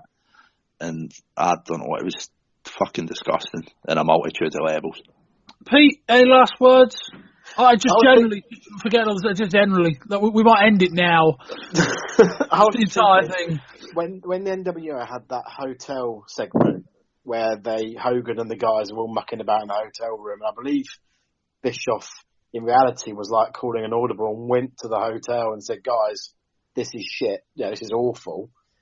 Why didn't he at the start, when that guy and this whole thing wasn't working, call an audible, maybe he go out and do the questions with these women and give it something, because he buried it along with everybody else. But I'm surprised Bischoff, as you say, was this just purely for Eric Bischoff's amusement and he's alone, but surely he could see, looking out and in, that it was so bad, and he should have just called it, or he should have just come out and taken over and done something with it, but he did nothing, and it was just, I mean, how much time did it take up throughout the whole show? Oh, God, I mean, this was about 8 or 9 minutes, and there was probably about 20, 25 minutes. The full night, you're easily talking 20, 25 exactly. minutes. It's just ridiculous. What's left to say? Just absolute, total and utter garbage from start to finish. Yeah, I think that it was best summed up by the fact that the Miss NWO sat on a toilet. Probably should have put her in it. The main event, the Giant versus Hollywood Hulk Hogan, with 3 of the Dallas Cowboys and Vincent for the NWO World Heavyweight title. We get a promo from Hogan on the big 3 screens. Eric Bischoff name checks Vern Gagne and Vince McMahon when talking about who owes Hogan a debt of gratitude. Giant starts out with some hard chops. Hogan legs it around the ring, then cuts Giant off on his way back to the ring. We get to the outside. This is the usual level of Giant Hogan match we've come to expect. Hogan actually attempts an inside cradle, but Giant blocks it and hits a body slam. We spill to the outside. Hogan chucks some powder into Giant's eyes. Hogan chokes Giant with some wrist tape. Giant heads to the top, comes off with a big elbow drop, but Hogan moves out of the way. Hogan hits the body slam, drops the leg, and Giant gets straight back up. Hogan did it to Vader a couple of years ago. That's right, yeah. Hogan did it to Vader, and Vader did that a couple of years ago. That's right. Giant sets for a choke slam. Looks like Hogan sandbags him a bit, but Giant manages to account for it. Giant covers him, but Patrick pulls up at 2. That happens twice more, so Giant hits massive choke slam on Patrick, then on Buff Bagwell. Bischoff runs down with a guitar, and Giant is laying waste to all of the NWO, bodies everywhere. Hogan smacks Giant in the back with the guitar, then pulls his trunk down to reveal his arse. Hall mercifully covers that up. The crowd loudly chant, "We want Sting," who just doesn't appear at any point during the rest of the show. Hogan dumps a wooden chair over Giant. They spray paint NWO for life on Giant's back. And the show finishes, and there's no Sting. I think you said it, during the match, it was the typical Giant Hogan match. I mean, I think Hulk Hogan looks so much smaller these days compared to when he took on Andre the Giant back in the 80s. Clearly, so up against Giant these days, he looks more like a bit of a mismatch, and he looks quite old compared to a very sprightly looking Giant. But I quite like the inside cradle kind of hold spot into the slam. I think that was quite creative from those two in an otherwise pretty safe match. I think the ending was pretty obvious. I think Bischoff had to be involved at some point. I say thank God for Scott Hall, saving us from looking at the Giant's arse for much longer than we had to. But I think the Giant comes off this looking, a little bit weak and a little bit outnumbered, and that didn't make a lot of sense either. Bear in mind, We'd seen Sting, as you already mentioned. We've seen the guys around the ring. Why is no one out there giving this guy a hand? You know, he's come out of the NWO to take them on, and he's just left down lying on his arse, being smashed by guitars and spray painted. Del, it's the eternal question of most of the NWO stuff, isn't it? Where's the help? Yeah, especially when you're seeing this is kind of tailor made for like a Sting drop in, really. We've seen it just 4 or 5 days before in Nitro with the entrance in Chicago. It's kind of who stands up to the NWO. I mean, I must admit, on a night like this, I would argue against anybody that this should be the night of nights that the NWO should stand tall at the end. Contrary to Pete, I actually thought the Giant looked pretty good. And that's the amount of time that he got in the match, the fact that Hogan laid in for a big boot, he laid in for a leg drop. There was no sales with the two of them. The fact that he had it won, the fact that he needed the foreign objects and the numbers at the end to get put down. I thought Giant looked pretty good. I mean, he looks great at the start. Hogan's obviously working a lot slower these days. Some of that will be conscious, some of that will be subconscious, just with his age and plus the fact he's wrestling as a baddie these days. I mean, it kind of helps guys that he's going up against get a bit more air up than they maybe would have when years went by. But the two biggest things for me was, one, I'm amazed that Hogan staying down for as long as he did with the refusal, the 3 count for Patrick, the no sales to the big boot and the leg drop. I thought Giant looked pretty decent, and as I say, I think it was right that the NWO should stand tall at the end. Yeah, this was a bad match, but I guess we kind of knew it was going to be a bad match. I mean, I guess the kind of, you know, the surprise is that I'm not surprised. The surprise is that Hogan and Giant matches have actually seemed to have gotten a little bit worse. The surprise is to a point that WCW keep going back to it, even given how bad it's traditionally been. Yeah, it was just, you know, like it was about as good as I expected it to be. And the answer is I expected it to be not very good, and it just wasn't. And as I kind of said earlier, like the Nick Patrick stuff really fell off a cliff after a while, and this was really the bottoming out of it. Like, you know, I've been as big a fan of Nick Patrick as anybody in the last 6 months. I got to the end of this year, I was like, fuck this. Like, you know, they ran that into the ground. That's the trouble. I think you have the over-reliance on Nick Patrick, but seeing him in one-off matches doing that is entertaining, and we all fell for that probably sort of the tail end of last year, but to see an entire show of Nick Patrick refereed matches was completely just, it was overkill beyond overkill. So I think you're right, before the end of the last match we should have had a change in referee just to chase it up a little bit, put a bit more importance to the title match at the end. Where does Nick Patrick kind of go from here as well, I suppose, is another thing to think about moving forward. Del, before we hit our end of show ratings and scores, NWO as a show, they've been talking for a while about NWO Monday Nitro. Whether we're going to get there or not, I don't know. But are we, you know, I've been saying this since the start, but is this definitive proof that this whole NWO brand concept just won't work? I think what certainly I always go back to is the full kind of Fonzie jet skiing incident. Is kind of how I don't think they've quite jumped the shark yet, but they're getting quite close.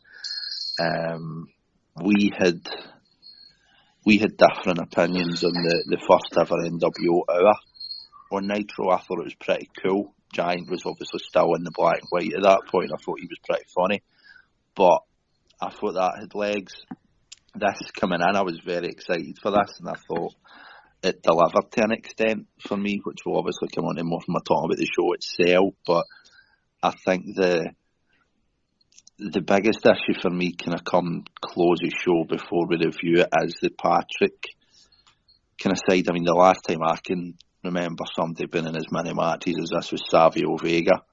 And Savio Vega was certainly not set up in the way that Nick Patrick was coming into this, where it was like Savio Vega was born before that, and that just didn't help. This, I think, kind of puts a bit of a shadow on the Nick Patrick thing, where it's in fits and starts, it works, but when you've got it for a night, and I mean, God love him, he worked his arse off. I mean, I can't mind the last time I seen a referee go that long in a night, but it kind of, there was definite lows to this, and I think the Nick Patrick and NWO bit, certainly, they've got two, kind of before this show, they've got two hot angles there that have got repetitive value, but when they're exposed on a stage as big as this, it's got to be something pretty special. I mean, it's up there with lightning in a bottle for being able to carry it off, and I just think they let too much of that lightning out. Pete? Yeah, I agree with Dale. I think, it was one of those things where you're looking at it from a complete standpoint, and it kind of almost, can the NWO as a standalone entity be that? I think without anything up against it, no. And I think if you let Eric Bischoff's idea of the NWO kind of take over, this isn't going to last very long in that sense at all. So hopefully this is a bit of a shot in the arm, and when everything's come back in and people looking at the show in sort of a month's time or a few weeks' time, because the beginning of the month, the Nitros have been absolutely brilliant. I mean, the mention of the last Nitro was fantastic. Great show. The Clash was a decent show. We've obviously already reviewed that. Then you come to this as the NWO pay-per-view, and it's like, oh dear, it has dropped massively. And the whole concept, I know Dale obviously likes the whole concept, but I think when you're so used to having kind of WCW and NWO, and you have a completely NWO only themed pay-per-view, I think it was too much to probably take all in on one show.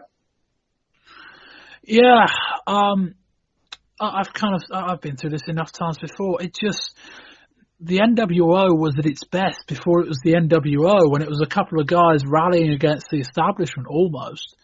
The longer time goes on, I mean, the angle has swelled in popularity, but the creativity and the intelligence of the storyline has plummeted.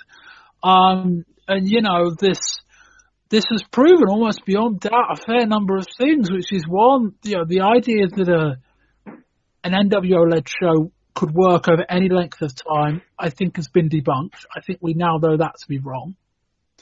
The idea that you can put anyone in an NWO shirt, Wall Street, Norton, Six, Chono, etc., Bagwell. The idea that you can put anyone in an NWO shirt and make them relevant is, I think, categorically false. I think what we're kind of seeing to a point is that we're kind of seeing you put someone in an NWO shirt and you drag the NWO down. And, that's not a good thing either. And Dal, it comes back to what I said before, and I was being pretty serious when I said it last month. I feel like this group is 70% Scott Hall, 28% Kevin Nash, a couple of percent of Hulk Hogan, and let's not underestimate Hogan's role in the effectiveness of this angle when it began. But I feel like this group, the more you add to it, not only do you dilute the whole angle, I'm beginning to wonder whether they're beginning to dilute the guys at the top. It's very, very close, if not already happened. I'd say that the dilution to an extent is inevitable. I mean, when you start off with a nucleus of kind of two guys, and then the implosion of that third guy, I mean, it was like a big bang. And then since then, it's just been kind of, whether it's adding in Wall Street or Norton, I mean, it's been kind of in a bit of a downward spiral since, really, as you say, the three guys were in it. And I mean, the easiest comparison I can make is it must be, what are we, end of January, it must be about 5-6 months ago, last summer anyway, you had an Oasis at Nebworth, right? There's a build-up before that, a couple of years, and it builds up to this big peak, which is kind of similar with, an Oasis and an Nebworth, 250,000 people, and this is just an NWO pay-per-view, but there's comparisons there where it kind of gets so big to a point, there's no really anything else you can do. I mean, what was Nwo and Liam Gallagher going to do after they walked off stage the second night at Nebworth? What do you do next? And it's like, well, what do you do after an NWO pay-per-view when you've pretty much put everything out there that you've got for a roster point of view? You do it with all the angles that you've got, with kind of rolling out a Wonderwall with fucking DDP turning in the NWO. We've seen it. What's next? You've got Sting doesn't show up. You've got the Nick Patrick stuff that kind of just get exposed in every possible sense. We kind of what they had in the tank going in that was good, and then it just kind of dwindled off.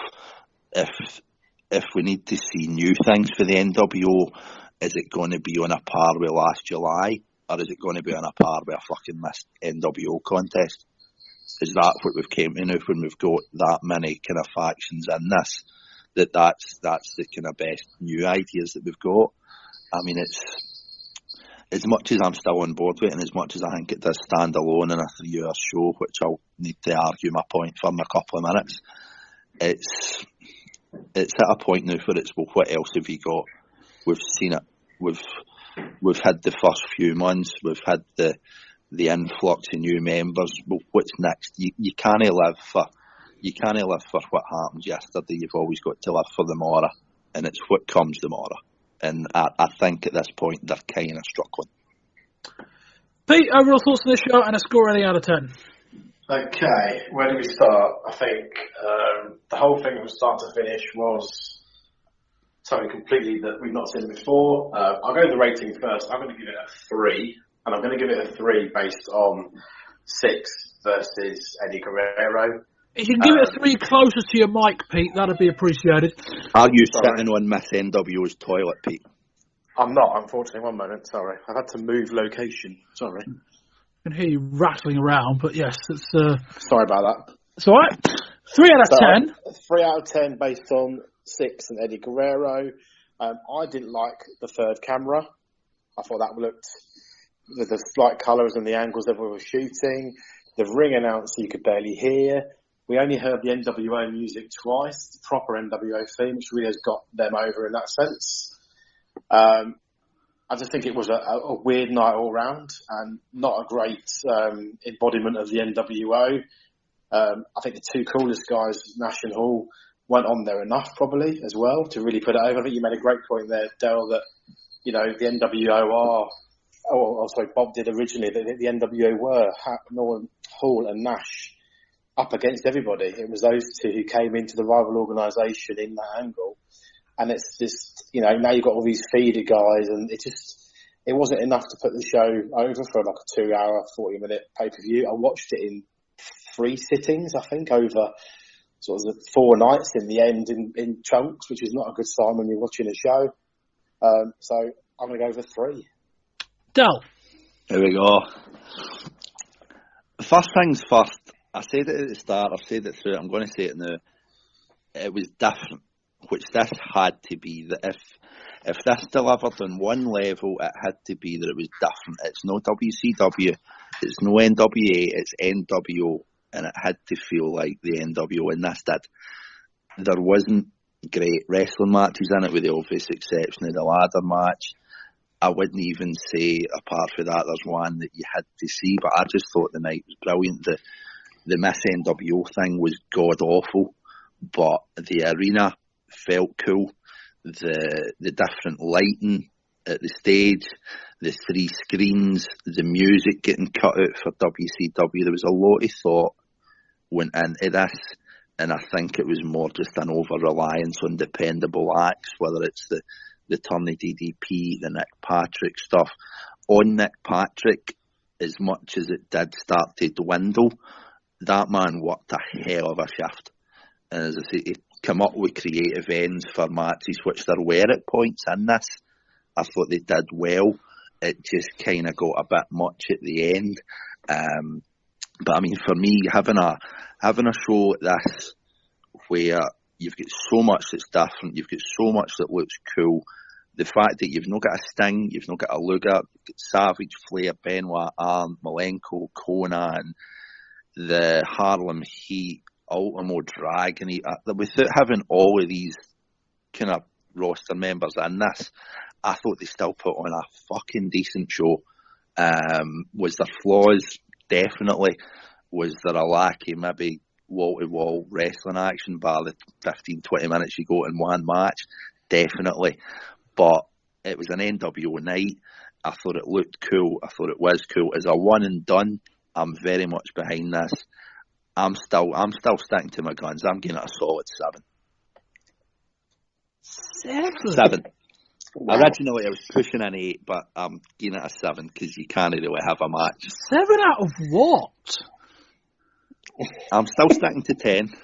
It's not 100. 7 out of 10. 7 out of 10. And God, I stand by it. And I'll argue at the end of it. I'm going to get on a train to Scotland and have a smoke of whatever Dell's been on at the moment.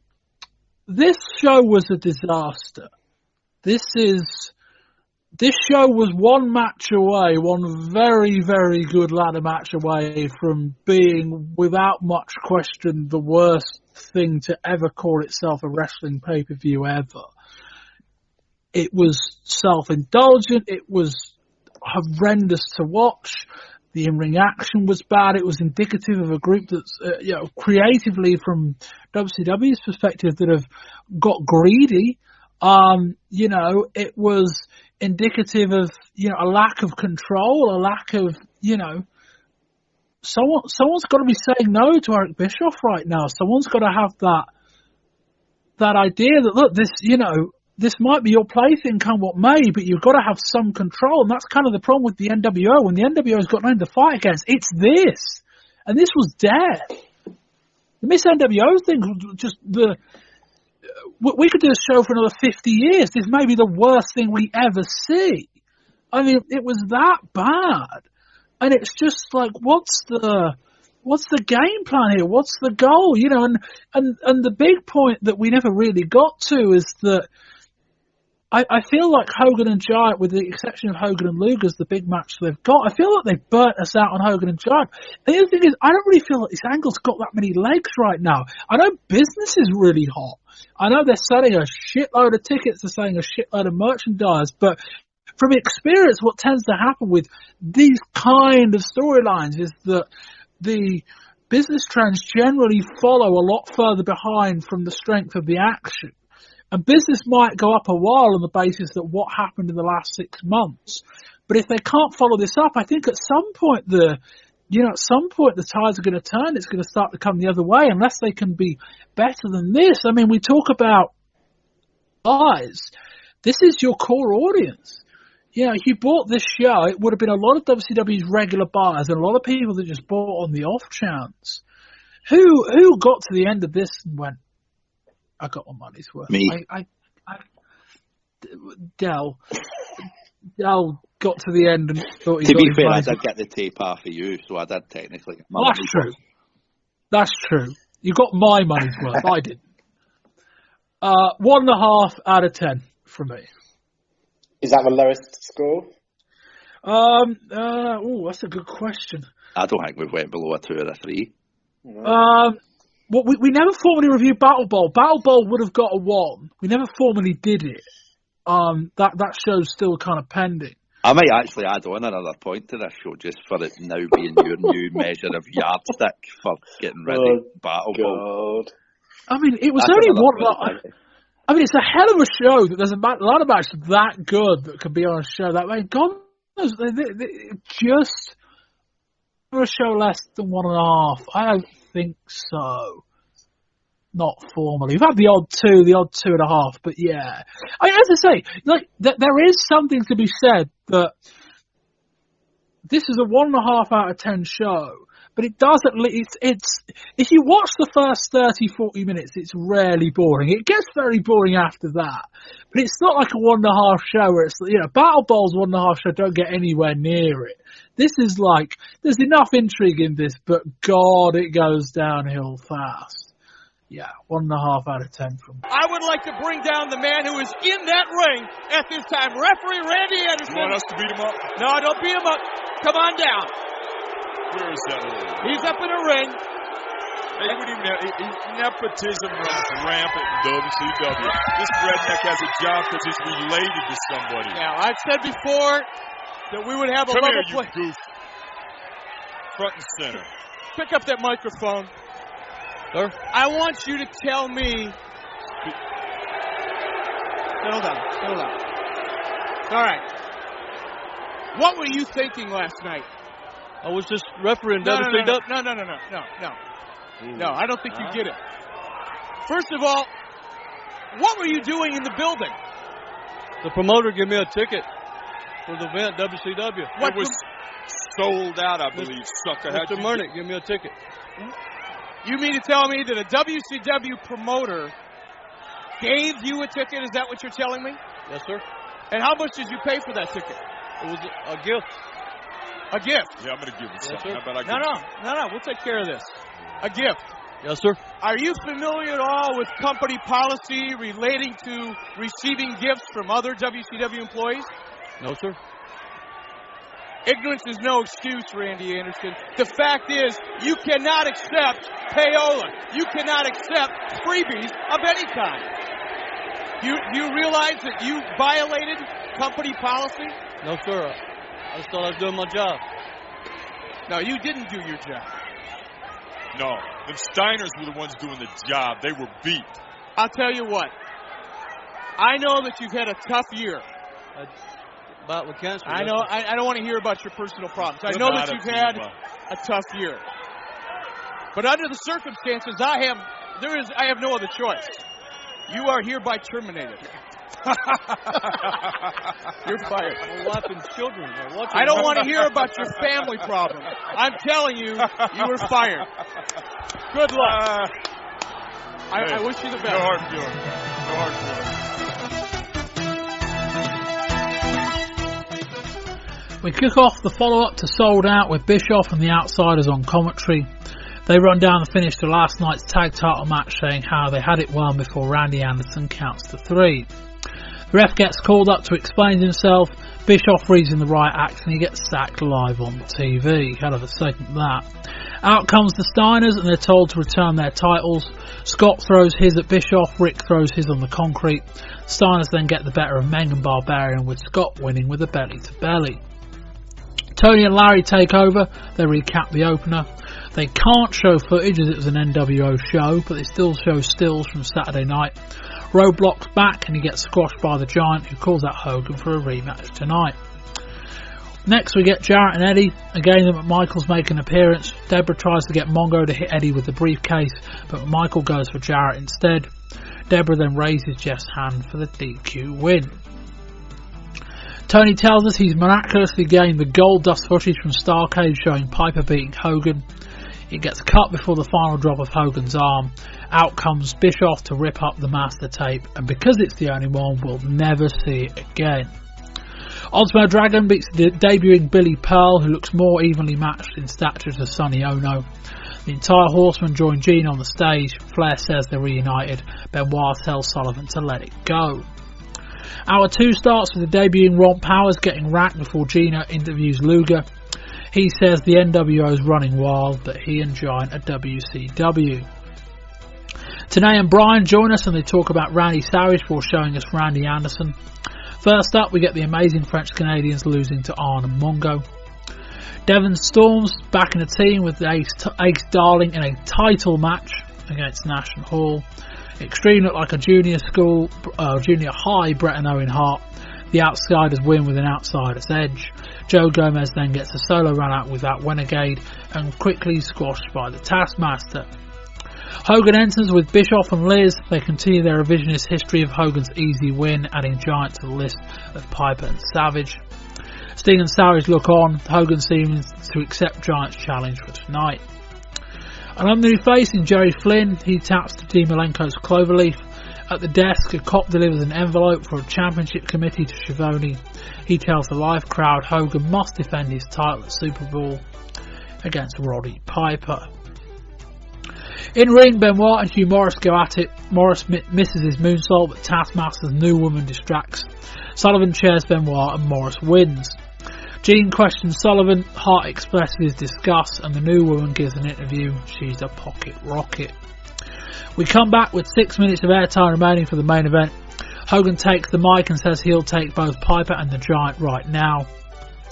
Curtis calls for the bell, despite Vincent already kicking the down Giant. We get a couple of minutes of back and forth. Vincent comes in, Bischoff comes in, Giant sets for a choke slam, and the Outsiders force the DQ. Luger comes out in a Nitro shirt, the 4 standoff, and we go off the air. Get out of here, you jabron. And ask your cousin or your inbred nephew, whatever it is, maybe he can hook you up. And you know what? Else. We're not done. We're not done. Somebody bring the Steiner brothers out here now. All right. Now you're talking. Where are they? The people want to see bring them out here the people's right choice, the working man's team.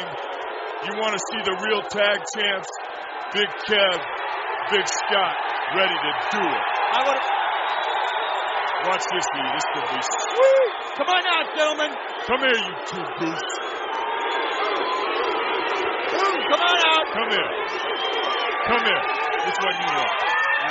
Give me the big jack. This is going to be real easy. Stay right there. You don't need to get any closer. You can hear me just fine, I'm sure. Gentlemen, in case you just didn't see what happened, Randy Anderson was fired. He was terminated because he got involved in a match that he was not licensed to get involved in, and he received gratis. That's a gift from someone he shouldn't receive. We're going to have to slow down for these guys to understand it. Bottom line is, guys, leave the belts with the champs. Right here. You are stripped the real champs. Give them up. No way. Hey, no way. Dogface. Dogface. Give me it now. Give me the belt. I am the highest ranking official in WCW. I am telling you right now. And we are the best tag team. We want the belts now. My decision, it's final. Leave the belts here or you'll be in breach of contract. That's simple. I feel like wrestling. What is that? I want the belts and I want them now. We're running short of time and you've got a match. Give me the belt now. Dogface, I want yours. You want the belt? Oh, look at that. Look at that. Pick it up. Yeah, it's just facing it. Pick it up. I tell you what, don't pick it up. Don't pick it up. And don't bother picking up your paycheck for the next 6 months. Because you, my friends, are going to be fined for that action. Now go up to the ring and arrest him. So, on to the final television of the month. A few things to discuss, a big angle up top, a couple of things we'll discuss, and also something that we didn't get to during part one that'll be a bit more newsy at the end. So, we open up this month's show, as we've covered in the TV review that you just heard, this week's Nitro, sorry. Bischoff and the Outsiders are on commentary already. They show us their last night's match, and they called out Randy Anderson, who's already in the ring. And in the promo you just heard, Bischoff runs down Randy Anderson, mentions, Anderson, he says, we talk about shit TV on the page. This is great. Bischoff says, I know you've been going through a lot this past year. And Anderson goes, I've been suffering from cancer. And Bischoff's like, I don't care. What a great line. What a prick. And then, Bischoff fires Randy Anderson. Then they call out the Steiners. And I'll tell you what, let's talk about this first. Pete, Eric Bischoff, we discussed before on our previous shows about potentially how misinformed, how ill-informed, how badly timed Bischoff's term was and how much more it could have meant. But the one thing I think it's very difficult to know, Bischoff was a fucking brilliant heel. This is the best Eric Bischoff I've ever seen. Which is why he should have played a bigger part in the NWO Souled Out show itself, rather than just being the commentator. He should have been all over all the angles and stomping himself all over there, because this was to have the gall to say that to a guy. And I think they actually put some stuff out in the press to get it over, didn't they, regarding Randy Anderson's sort of cancer battle that he's been going through. And then Bischoff just stands there and fires him there and then and get out of the way and see you later. And it was like, wow, that's what this guy needs to get himself over as the main man of the NWO, and kind of along with Hogan, he is the NWO, isn't he? He has all the stroke and he does everything backstage and he runs the show, and he definitely proved it here. Del? it's very, very close to art imitating life. It's like, how much is Eric Bischoff the character a prick, and how much is Eric Bischoff just a prick?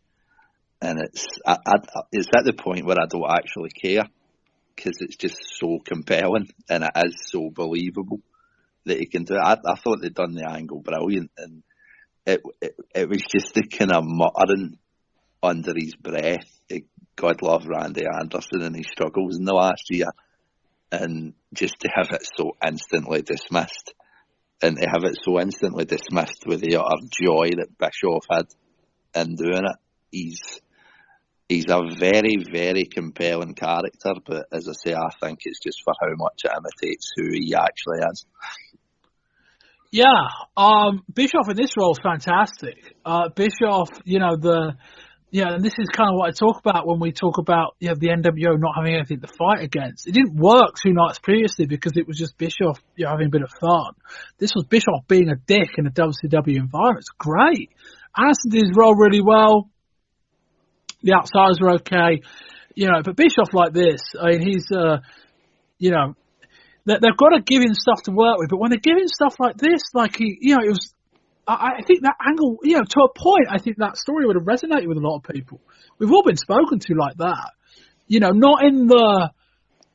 not necessarily in the context of that, but in that kind of style. We've all been there, and if Bischoff can draw to that kind of real life emotion, he'll have no problems.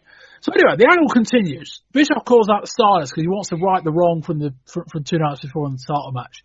Del, did it not look a bit shit that the Steiners just handed their titles back over? I know Bischoff was threatening them with their jobs, etc., but it's, we've got to have some back and forth. And this would be a real good time for WCW, particularly the Steiners, to stand up.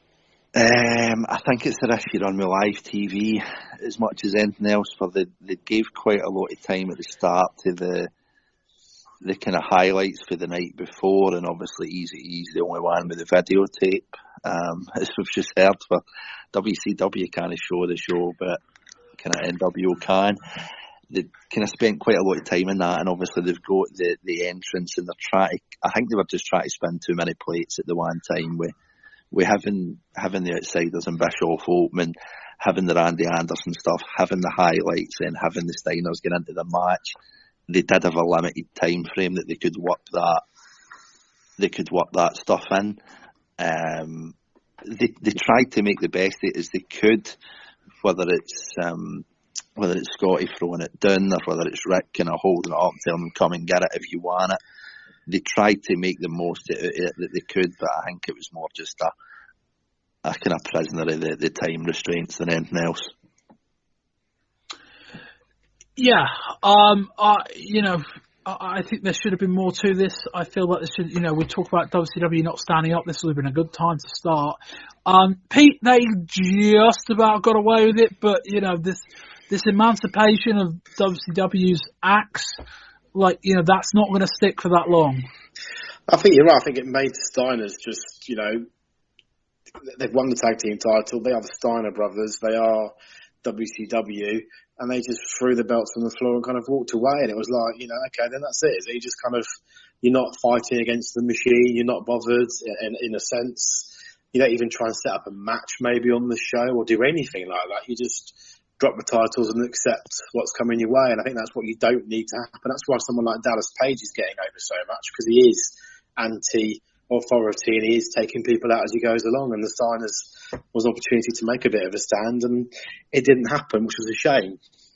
And Dad, the other thing is, you kind of mentioned this weird oddity of WCW right now, that apparently each pay-per-view only has one tape. It's that. There's one master, and that's that.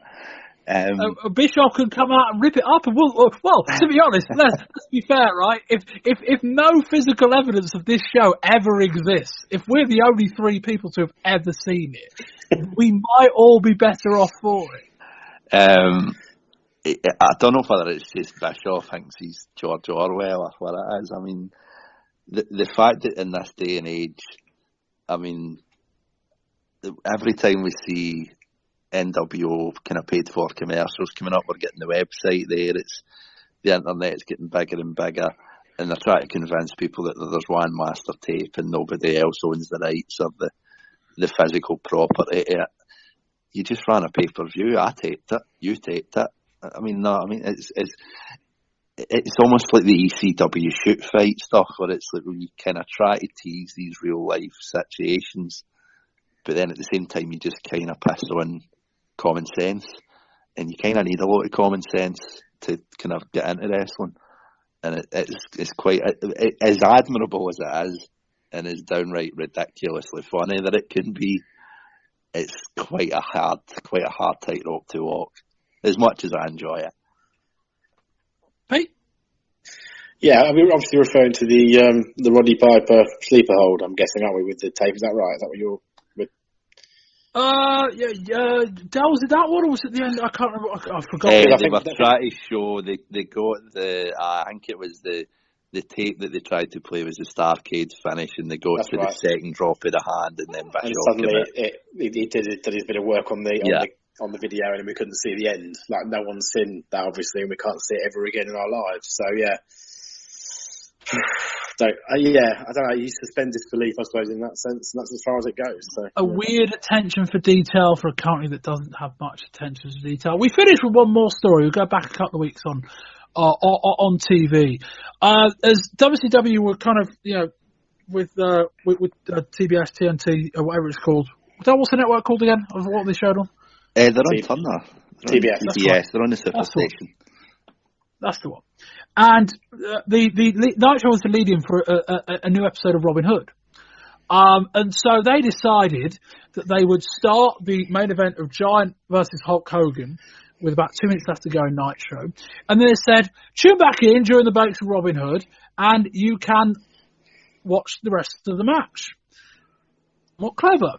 But unfortunately, the breaks that the match appeared in were, I believe, the first one and like the fourth. And so, obviously, it's not, the match wasn't going on for that long, and I do love the idea they were presenting it like Giant Hogan was like a 45-minute long match. Giant working 50 minutes, brother. Probably would have taken that and sold out. But they did this thing, and not that we saw it, we just saw the edit that got this side of the pond was just matches with cuts in, and that was exactly how they take it. They just take the match and they're just spliced in 2 bits in the ad break. Clever, but I think if I'm a WCW fan, understandably a bit pissed off at the 45 minutes of Robin Hood. Or however long. Yeah, especially when you've got the Giant Hogan as well as your main match, and you're having to watch Robin Hood and then try and hope that when you tune in back from the commercial, you're going to get the match itself, and you only get 2 cuts into the 2 commercial breaks we saw before the end of the match. I mean, there's a concept drawn out of trying to get ratings, obviously for Turner and Robin Hood, at the detriment probably of Nitro and WCW, I suppose, in that sense. I think that's what that was all about. And did it work? Did the ratings for Robin Hood improve, or did Nitro suffer at all because of it? It was okay. The ratings for Robin Hood were very good opening night out. I know they were a lot lower the following week.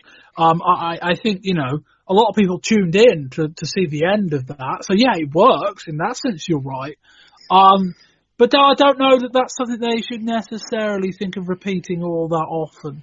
No. It's not something that, there's ways of providing certain lead-ins by doing certain things. But this feels so arbitrary and so unorganic. I don't think it works. Well, I mean, it's not a coincidence that Raw and Nitro, if Raw's live, Nitro starts at 7:58, and then Raw starts at 7:57, then Nitro starts at 7:56. I mean, there's a lot of this goes on. I mean, when you're talking about millions and millions of dollars on an annual basis of live TV and getting the revenue in, and then getting the ad costs and things like that, I mean, it makes sense, but I mean, the way that they've done this, I just thought it just reeked of desperation. I mean, we had a lot of talk about for a kind of TV output point of view in the first couple of weeks of the month, which is why we're bringing this up now, but it does merit talking about, because it just stunk of desperation. I mean, it's like, well, how shit is Robin Hood in a sense, where it's, well, you need to kind of emblazon it with this kind of stuff to get numbers up. But then at the same point, well, how undervalued is Nitro when you've got 2 hours? I mean, Raw, the last time I watched it, was an hour long, and they seem to manage to fit everything in pretty decent. They can still have Shatner coming out and talking about Tech War and things Well, it like does help that Raw's takes about 6 weeks in advance. True, but I mean, it's just, I think this is the problem when you've got that kind of conflict of interest between a wrestling company and a TV company. Well, what are they? Is it TBS that's running WCW? Is it WCW that's running TBS and helping that kind of notch its ratings up? I mean, it's just a conflict of interest that's manageable to an extent as long as it stays out of the main product, which we're not here to talk about kind of TBS and their kind of fall output coming up in 6 months. We're here to talk about the wrestling, and if it affects the wrestling, it deserves a mention.